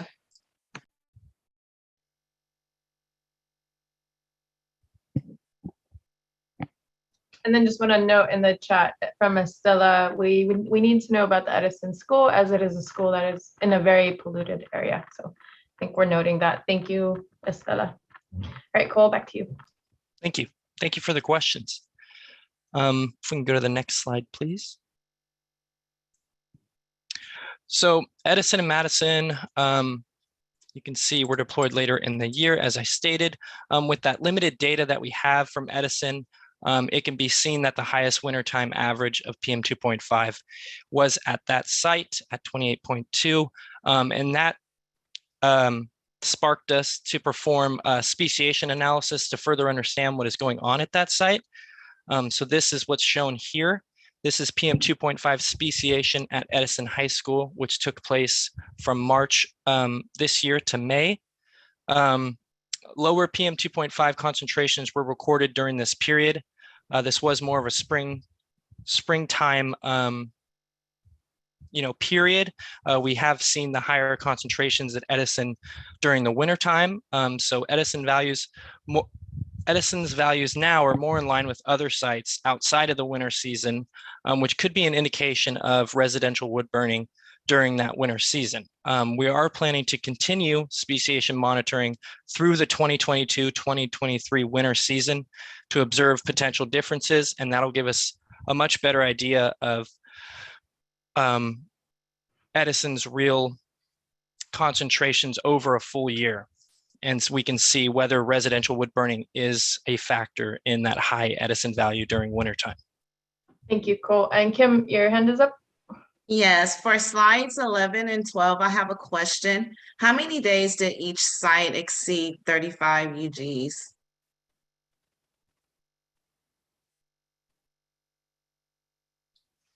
On a daily look, that is something I'd have to look into. Again, we will have that data out in our quarterly report, which is coming out very soon.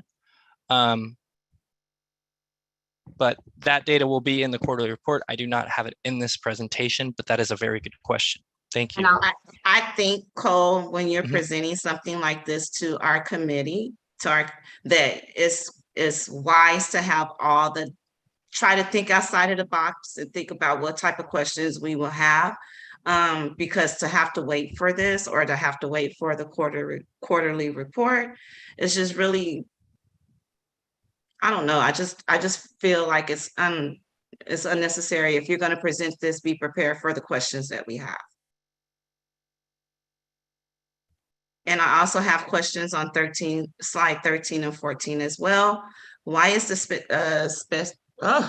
specification data from spring 2021 and 2022 when PM 2.5 concentrations are the lowest?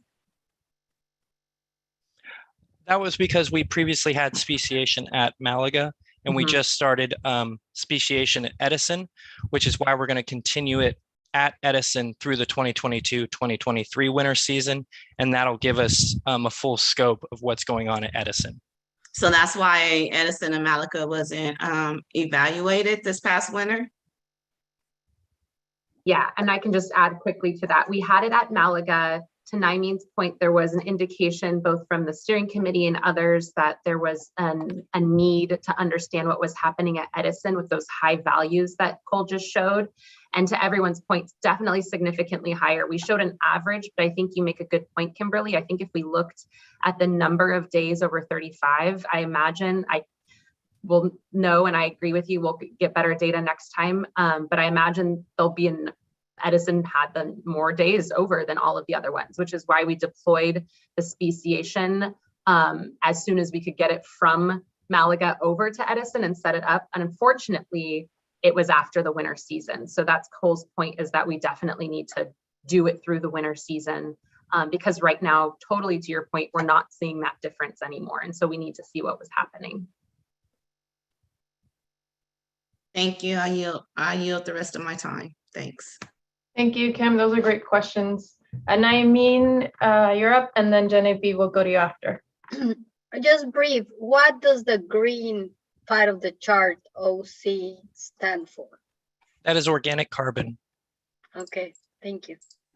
It would be good if you spell it out. You know, I know BC black carbon, but I had no clue. So, just as you were saying, ammonium nitrate, blah, blah, blah, just for us that are not as well versed in these pollutants as you are. For sure, it's important to make this a bit more accessible, right? And Genevieve? Thanks. Yeah, I should know this by now, but the blue is black carbon, the green is organic carbon. Does that mean the organic carbon's coming from wood and not incomplete combustion of fuel?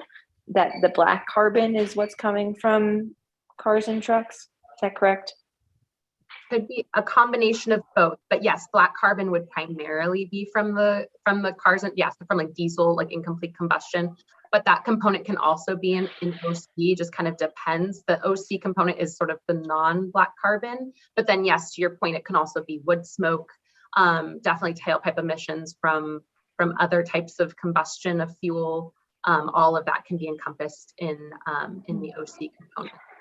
And is there any way to like flesh out that big green circle, that section there, in terms of the source?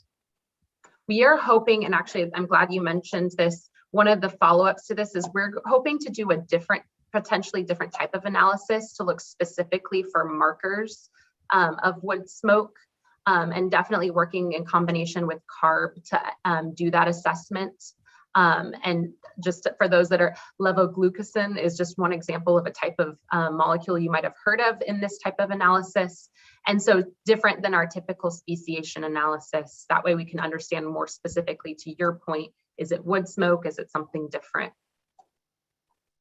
Thanks so much, Jessica. And just my last question is, would you be able to distinguish between the emissions coming out of the biomass incinerator and emissions coming from residential wood burning?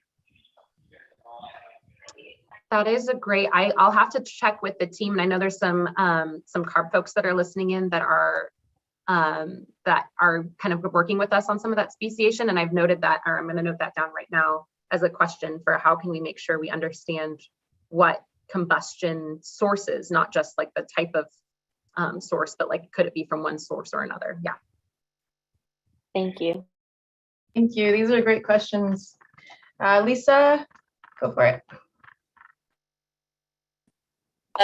Yeah, I like actually Genevieve's questions, because my big question is on the OC. It can't be that much residential wood burning, could it? So just as a reminder, sorry to interrupt. Just as a reminder, organic carbon is primarily aerosol through combustion of hydrocarbons, and that does include residential wood burning, but also cooking, mobile source exhaust, industrial processes, and things of that nature. So it's not all pinned on residential wood burning, to your point. Okay, and my other point is, if you cannot adequately say it's wood burning, you need to change your third bullet point to either include something else or to take it out completely. Because if I was a member of the public and I came in and I just saw this, I would think that, oh, wood burning is the biggest thing. And it's not. It's just one of many things it can be. So when you're actually putting out information in these PowerPoints, they need to be a little bit more earnest and honest and not biased. And this to me is a biased statement, because you need to flesh it out. Just so you all know, I'm hearing a lot of great comments just about accessibility and making this, I think in our efforts we have a lot on here.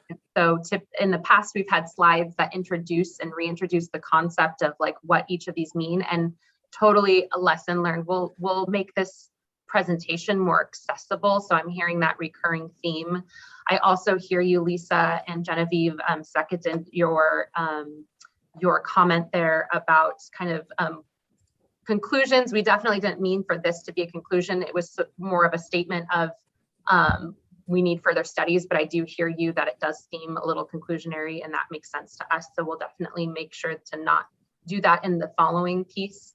I wonder, Cole, or whoever's advancing the slides, if we can go to the next slide just really briefly, and just share, oh, maybe it doesn't have the, I wonder, is this one? Yes, thank you, Chai, you read my mind. This one does show, just so you can see the relative, because there's sort of a difference between the time frame, or sorry, not the time frame, the speciation, and then also the overall concentration. Not that I'm trying to say that it isn't important to look at that pie chart, but it does sort of give a picture that like there was all of this pollution, and not that there wasn't still pollution out there, but this time period, as you can see here on the left, was a relatively like low in the sense of typical PM. It was in the single digits, which we all know PM at any rate isn't good for you, but it was definitely a really, really clean time period. So it does put a little bit in perspective, and I'll pass it back to you, Cole, to further explain. Oh yeah, thank you. That's exactly what I was going to say. So going back to the percentages, you can see that the primary component is organic carbon. And then also you can see there that gray soil, which soils are dominant in the spring and summertime as things dry out and dust becomes more common across the valley. So that's another component, the larger component there of the speciation data. But onto the next slide. And that's what I was explaining there. You can see the different percentages similar to that pie chart, but compared to Malaga from last year, our resources were in Edison this year, so we compared it to the same time frame of last year as Malaga to compare that. Even though Edison was higher in the South Central Fresno region, that other sites can be around the same percentages with the same conditions in the same time. As we continue our analysis, we'll be able to compare, Edison from this year to next year and beyond. And here is what Jessica was talking about as far as the daily average for PM. And you can see it does compare, and in some cases, Edison is even lower than Malaga as far as the daily average. But as we continue through the winter season, we'll be able to better compare Edison throughout a larger time period. So here's the monthly average at Edison. You can see that dotted line starting in July of 2021 to June 2022 to date. And you can see there in the wintertime, Edison is higher, but as we get into the summertime, it's more in line with other sites. This could be due to a number of things. It was when we saw in the wintertime that triggered us to begin speciation at Edison, and we're also looking at other ways to confirm, as Jessica stated, and as your questions asked as well, to really confirm what those sources are. So here is a special project we did at Vitro Architectural Glass. We performed some speciation at Vitro per suggestions from the committee, and looking into Vitro, we can see that Vitro is similar to other sites like Edison as far as percentages of speciated data. For reference, the air monitoring van was parked at that red star at the bottom right of the map, which was downwind from the cullet piles at Vitro Glass. The cullet piles are that light blue area northwest of the star. And you can see there's higher soil and organic carbon again, coming from the Vitro Architectural Glass site, from our monitoring van. And then next slides, please. We broke it down and compared it to Edison and Malaga, which were the same speciated data that we saw previously. The big topic was silica. There was no significant amount of silica detected, less than 4% of the total PM 2.5, which is the annual average silica concentration in ambient air of the US cities ranges from 0 to 1.9. And you can see on that table, all the average silica concentrations are in between that 0 and 1.9. Silica content of PM 2.5 comparable to other locations at similar times with similar weather conditions. You can see in that table, but like our other analysis, as we continue additional PM 2.5 sampling near Vitro, we can get a better idea the longer period it's there to really see what makes up that speciated data. And something to note is that silica is naturally occurring in dust and may be elevated when windblown dust is present. As you can see, the average wind speed, it wasn't a fairly windy day, so not expecting very high levels of silica. But as we said, the longer we can monitor that at vitro, the better data we can get and start to see some trends.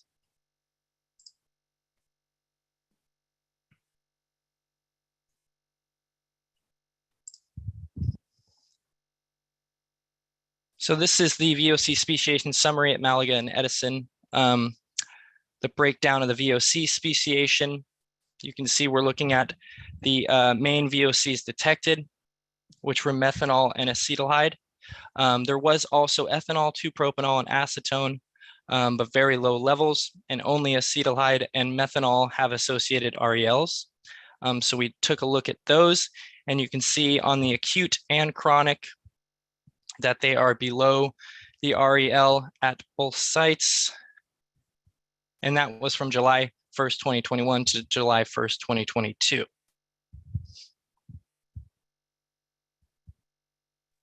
And here's a summary of, yes. Sorry, could you explain? It looks like it's actually above the REL for the chronic REL for the C. I'm not going to try to say that, but 104 is more than 78. Yeah, that is a 1-hour calculation or a 1-hour sample. Chronic is over like an annual period, more of a year exposure. The acute is more of the hourly. So yes, it is over that 78 for the annual, but it's not a concern due to that being the chronic REL. Okay, thank you. And this is a one shot in time, right? It's just one sample taken. It's not like you've done it over multiple days. This is the max measured over a day. So each sample is an hour, a snapshot, but this is the max measured within that 24-hour period. So every other Can I ask, was it measured for 24 hours or 1 hour? Yeah, Cole, I'm wondering if you can take a step back and just give a general frame. So typically when we look at these numbers, a max measure over 24-hour period indicates what are the time frames for that data point and what should we be looking at? Where are the sensitive periods? What should be alarming? Should we look at a 104 and think, oh my gosh, that's really high? Is that not hitting a threshold? A little bit of that context, I think, Cole, would be really helpful and clarify things for folks. Yeah, I can provide some clarifications on this as well. So when we look at the 24 hours, so the way that it works, our sampling devices work, and so we do these collections like twice a week at when it was at Malaga and again at Edison. So twice every 2 weeks, and each time it does it for a full 24 hours. So that's our sampling procedure, just a 24-hour collection. It takes air in for 24 hours, goes to the lab. And so that's why we say it's average over a 24-hour period. And then that's what the short term is. So we say 24 hour, and then we compare it to we have acute REL, which is 1 hour. And again, the 1 hour is, it's not a direct match, but that's the available information that we have. So we're comparing it to the shortest term. And so the shortest term is we have acute REL 1 hour means that if the concentration level is above, it's at the concentration level where they don't expect to have any type of adverse health effects. So if it goes above that level, then in other words, if it goes above that level, that's where there's concern. And so comparing these for the short-term impact, you can see that they're well below the thresholds of concern onto that. But then there's also a long-term impact because, let's say you may be exposed to a lower concentration level, but for your entire life, then it could result in some type of health impacts. And so that's why we look at the long-term impact. And the long-term impact number is based on an annual average. So if you were to measure for the entire year and then take an average, that's the threshold. And that's why you see that threshold is much lower than the short-term impact, like 21,000 versus 3,000. So we compared it to that.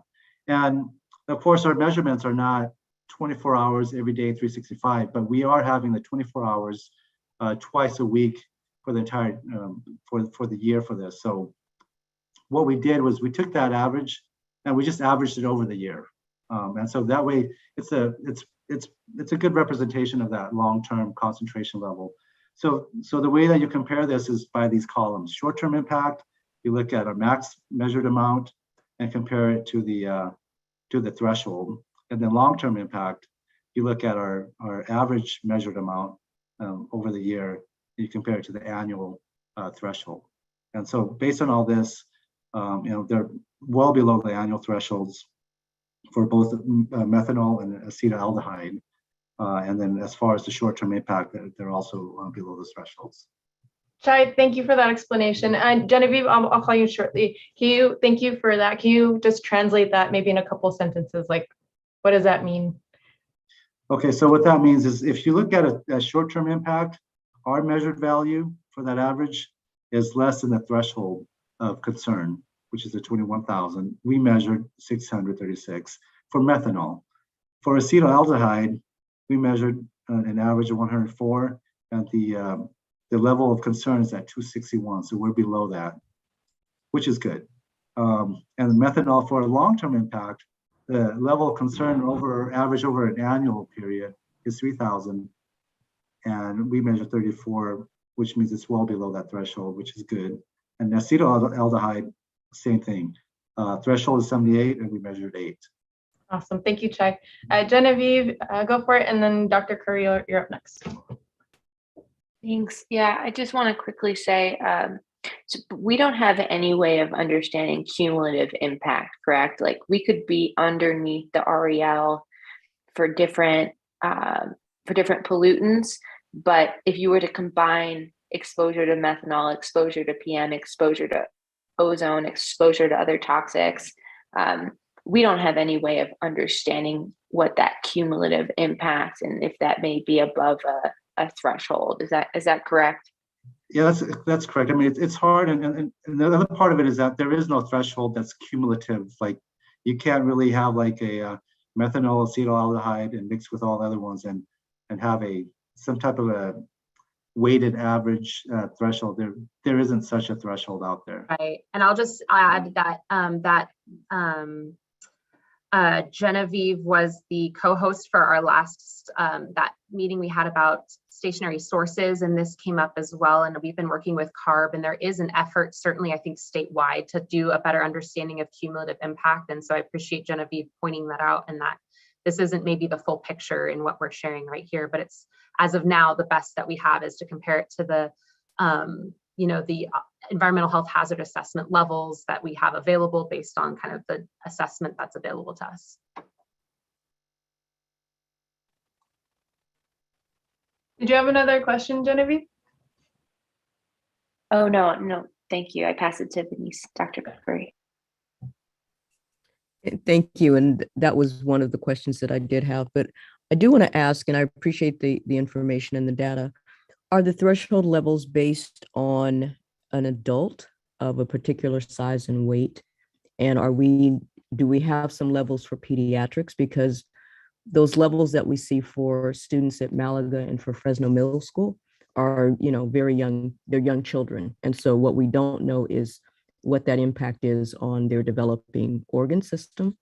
So is this for adults? And then again, it was the timing of when these exposures are and how we don't really have a clear understanding of the health risk that children would have based on the amount of exposure, the length of time, and the actual chemical that they're exposed to. So we had a presentation, and I believe they came to Fresno, but it was such a long time ago, Dr. Curry, from OEHA, and maybe they didn't, I could be wrong. I know they've come to a couple of our other steering committee meetings, and I wonder if we invite them and make sure that they can come and answer some of these questions, but B, during that presentation, they've explained to us how these REL values are created. And now Brian might know a little bit more about this at CARB as well. But they use like a very conservative, like the most conservative, take into account all of the like sensitive population factors from my understanding. Oh, Lily is here. Lily, don't let me talk. Sorry, I didn't even see that you were here. Lily knows so much more about this than I do. It's literally apologies, you're doing fine. I actually just put into the chat, trying to contribute to here. The different values for different chemicals are based on different endpoints. So depending on, you know, if you're looking at cancer versus non-cancer, there's different studies. And so this link that I put into the chat is kind of a more expanded table, but per your point, a more detailed answer could be worked on if requested and contributing to this conversation. But long story short, this snapshot is just a small little sliver. And what you said earlier about the state is starting to think more cumulative impact wise. Yes, that is on our collective minds to work on that. But as of now, yes, these are the values of what we know in the silos, if you will, of chemical by chemical. We don't know the additive effects of, I believe what Genevieve, you were kind of speaking to about like if PM, if methanol, if all the things, we don't know. We're working on that. Thank you. And so these levels are based on adults.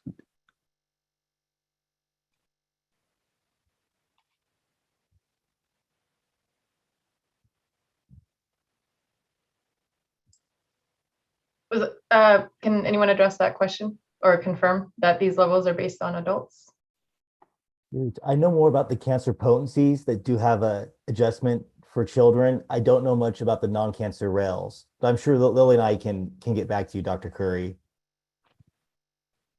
So why I hesitate to answer blanketly is the non-cancer RELs are different endpoints such as development and reproduction. And so without knowing specifically what chemical, what endpoint, I hesitate to answer on the fly.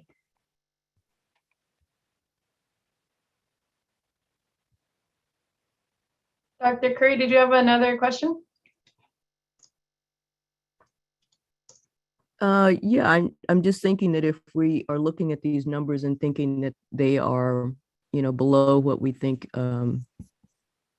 exposure could be, and we're somewhat satisfied that we should, it would be helpful for me to know if we are, even as we're looking at the health outcomes, if we're thinking that these are numbers based on whether or not adults are exposed to this and whether or not that's where the values come from. And so because there are so many, those middle schools or those elementary schools that we know are with younger folks, I would just be wondering if we have any data, and I'm sure that there probably is, but whether or not we are breaking this down in terms of age groups or any other distinguishing factors. And so if it's an adult person with a certain amount of body fat and we're looking at the outcomes of them developing cancer versus a young child whose organ system is developing.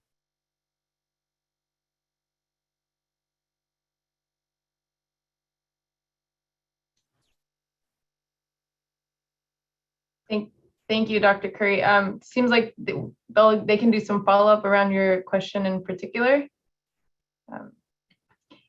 Lisa, go for it, and then we'll do a time check after your question or comment. Yeah, you know what, just to piggyback on everybody and, you know, just looking at this as, you know, if I was coming off the street, one of the things I would like to see is what are the trigger points for affecting a person's health? You know, you mentioned, you know, any one of these pollutants. What is the trigger point that affects an adult? What is the trigger point that affects a child? Very simply. That's all. Thank you. Thank you, Lisa. Jem, I'm noting all of this down, and what I'm kind of hearing, and I know you're about to do a time check, but I'll just let folks know kind of the plan for us is I'm hearing a lot of updates that are needed to get better information, and we definitely are going to do that. One of the things I'll offer that we've done with others, and we will do, hopefully we can maybe work with a co-host for our next meeting, or, you know, however we want to schedule our next air monitoring update, and we will work with that person or persons, whoever wants to see the presentation ahead of time, work with us on that messaging. I know that Genevieve and Naimeen have both done that in the past with us, and it's really helped. So I'll offer that. And I'll also say that based on time check, I'll just let you know that there might be a couple of things our OC team wants to really say before we end tonight's meeting, because we have a month until our next meeting and there might be some quick things. I'm wondering, Jem, when you do kind of the ask of the committee, maybe we can quickly get a little, like 2 minutes with the OC team before we go off, if that's okay with everyone else. And then we'll come back to all of this data with better information and better presentation. So Jessica, are you proposing that we continue this presentation until you guys gather data and we won't go through it anymore? I was going to ask the group actually if that's what y'all wanted to do. Okay. What is the OC team, Jess? Sorry, that was lingo already. Just the outreach team has some slides about wildfire, knowing what it is. Jess, I think if we just drop the slides, I'll just verbalize it. I think that's the easiest thing to do. Yep. Yeah. Well, I was going to ask if Jem wants to check in first, if that's with the group. I'll just want to confirm what Kim proposed actually. So there's a lot of follow-up here and y'all are asking really great questions. Data always begs more questions. So thank you for all the engagement. So given that we are over time, I want to be mindful of everyone's time this evening. We can pause this presentation. The Air District's going to sort of regroup, follow up on these questions, and then continue the presentation maybe in the next meeting. So this is kind of going to agenda setting. But want to confirm if that's okay with the group. Are there any objections to pausing this presentation? I have a question before we propose that to the group. Sure. So I'm quite sure that some of the CSC members have already reviewed this presentation. Is it okay that we send in our questions that did not get answered? Please. Thank you. That's a great idea, Kim. And then maybe just, I'm looking at the Air District. Do you all want to open an invitation maybe once the updated slides are, like I know Genevieve, kind of collaborated with prepping the slides in case anyone would be interested in collaborating to ensure accessibility and maybe anticipate any questions from the CSC? Is that an invite we can extend? Sure, yeah, I'd say right now, drop in the chat if you're interested in either co-hosting or being part of maybe a little group that we regroup with, and we'll reach out to you. All right, thanks for that suggestion too, Kim. So you can send your questions, either call the Air District or email them or drop them in the chat because we do save the chat. For any other questions you have for the presentation, we'll pause it here and then the Air District will regroup and then bring it back to the committee after with more data to come. Are there any objections to that proposal? Okay. Okay, with that said, I'm going to move us to closing. We're almost at 8 and I know y'all have families to get to and dinner, etc. So we're gonna sorry for the rough pivot. Are there any other burning questions or comments with this agenda item? Jim, I need to make just a 1 minute update. Oh yeah, sorry, Jamie. We'll let Jamie do it and then we'll pivot. Anything else regarding, I guess, the presentation from Cole, Brad, and Chai? Okay, go for it, Jamie. Wildfire season is here. I'm sure you all are aware. We have a fire burning in Yosemite. Fortunately, it's not bringing smoke to the valley yet, unless you live directly around the fire area. But we do anticipate that it has the potential to bring smoke into the valley over the weekend and potentially into next week. So we want folks to be aware of that. We have 2 programs that we have running right now, and we're one's about to open and one is open. One is our Clean Air Center program, and we're doing outreach to community centers, nonprofits, counties, to libraries, a variety of senior centers to get them to be a clean air center for those individuals that maybe are unhoused or don't have a place to go where they can escape from the smoke. So we're working on that. That's open right now. We also hope to open in the next week or 2 our Clean Air Room pilot grant program that would give free home portable air purifiers. They're small portable air purifiers to folks in disadvantaged communities as indicated under Cal Enviro Screen. We have a limited amount of funds. When that program opens, you will know about it beforehand, and we really anticipate you to sign up kind of the day it opens to make sure you get your clean air room filter. We'll be emailing folks about that, and we'll be working with some of our community partners to make sure that these are going to the folks that need it the most. Our goal is to have that program open, if not in 1 week, in 2 weeks. So hopefully you'll see more of that. Watch your email and watch our social media accounts to track what's happening with the wildfire smoke. And shout out to Lilia, because she's already been sharing stuff on her social media account. Thanks. Thank you, Hey, I Jane. got a quick question on your clean air funding thing, whatever. Yeah, since it's going to take some time to set things up and to find agencies and nonprofits to do this, have you guys thought about funding some of the smaller homeless organizations with maybe funding N95s to get out to the homeless in the field? We can definitely look into that. Yeah, that hasn't been brought up, but I'll take it back and see if we can do that. Okay, because if you let me know by tomorrow, you know, I can help somebody write something up for you guys. Okay. All right, thank you. Thank you. Any other questions or comments for Jamie's update? And she posted the link, both the English and Spanish, on chat, so y'all can access that there.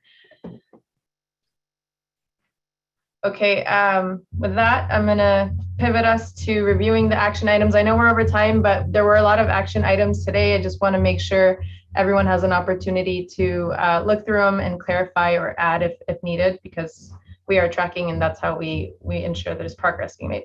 So I'm gonna pass it to my colleague Liz to walk us through it. Please feel free to offer any clarification or ask any questions while she walks through it. Thank you, Jen. And thank you everyone for staying on a little bit later. We do have 15 action items, and I will try to go through as fast as possible while still speaking slowly for our interpreters. But please still do feel free to stop me at any point if you have any edits or modifications for the action items. So the first one is to add an agenda item to the Land Use Subcommittee meeting to discuss upcoming city planning efforts that will impact the CSC. Next is the Air District will follow up with the City of Fresno regarding regulations for idling vehicles, specifically for government employee vehicles. Next is City Public Works will share the details of the applicant that was not selected in the RFP process for the truck rerouting study. Next, the Air District will help ensure that CSC members are a part of the process for developing an early alert system regarding city planning projects before they are approved and implemented. Next is to extend the open RFP phase for the trees proposal to allow for more schools to submit an application. And I think the suggested date is September 26th. Next is to develop an outreach strategy for schools to be notified about the extension of the RFP. An example was sending, it's a little typo there, sending RFP packages to schools and announce at school district meetings. Next, the Air District will follow up with CSC members. If anybody is having trouble with the Valley Air Phone application or website. Next, the Air District will email the CSC to solicit interest in forming a new residential air filtration subcommittee.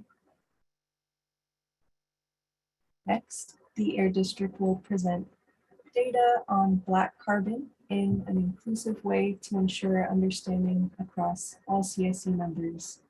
I think this is more than just black carbon, as we're hearing tonight. A lot of feedback around the presentations.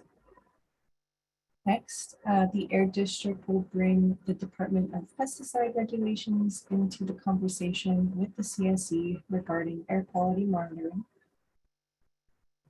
Next, the Air District will conduct air quality monitoring off Parkway and Olive. And please correct us if this was not the correct location. Next, the Air District will add additional comparisons of annual air quality monitoring data as requested by CSC members. Next, the Air District will look into whether there's a way for air quality monitors to distinguish between biomass incinerators and residential wood burning. Next, CARB and OEHA will provide more detailed information about the different threshold levels for adults compared to children. Next, CSC members are invited to follow up with the Air District to ask any questions that were not answered at tonight's meeting. And I think last, CSC members are invited to apply to the Clean Air Center's pilot program to receive free in-home air filtration. If there are no questions or modifications, I'll pass it back to you, Jen. Any questions, modifications, or clarifications we can make to the action items? Okay. All right. Thank you. And we can review this again at the agenda setting meeting if there is something that comes up between now and then. All right. I think that, so the last thing we have is just the agenda setting at the end of this. So the next meeting, the agenda setting meeting will take place next Thursday, July 21st at 4:30 p.m. And then our next CSC meeting is Wednesday, August 10th at 5:30. And then right now for agenda topic suggestions, we have the area source discussion and the continued stationary source discussion. But I think we can only fit one in one agenda. So we can further explore this during the agenda setting meeting, but wanted to get input from folks tonight since we have everyone here. And I think we can add to that list the continued monitoring discussion. Yes. And the continued monitoring discussion. Thank you. Are there any suggestions or even suggestions for which topic to prioritize of the three? If not, we can further discuss this next Thursday. I know y'all are burnt out. Thank you. This was a really engaging and rich conversation. All right, and then lastly, I want to acknowledge, we had a really, really good and important conversations tonight, and something Dr. Curry pointed out about trust. And if it's broken, how do we work to get atonement and with vulnerability, transparency, and really following through with accountability, right? So we're seeing time and time again, and this isn't directed at anyone specifically. It is a systemic issue, and we aren't really seeing that much follow through from agencies regarding these more systemic issues. So I'm speaking for my team here, really inviting folks to think about ways to challenge the status quo, who's missing at the table, and how can we get creative with really trying to chip away at these systemic issues. Understanding that everyone does not represent their agency, but we're all here at the table. And I think this is a really unique opportunity to change things. And to Dr. Curry's point, prevent further generations from even having to keep doing this fight. So just want to make that plug there on behalf of my team. It's a really special group. You all are very passionate and lots of potential for change here. So thank you for that. I'm going to open it up for community announcements, and then we'll open up for public comment after that. So does anyone want to make any announcements to the group while you have everyone here?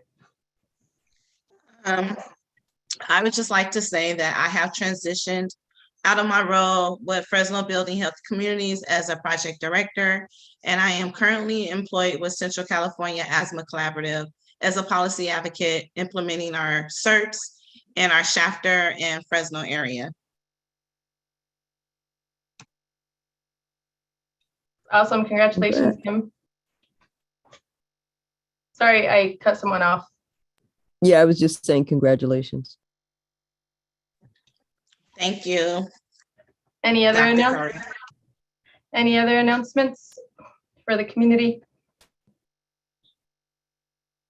All right, thanks all for hanging in there. We'll now open it up to public comments. Team, is there anything from YouTube or Facebook? Okay.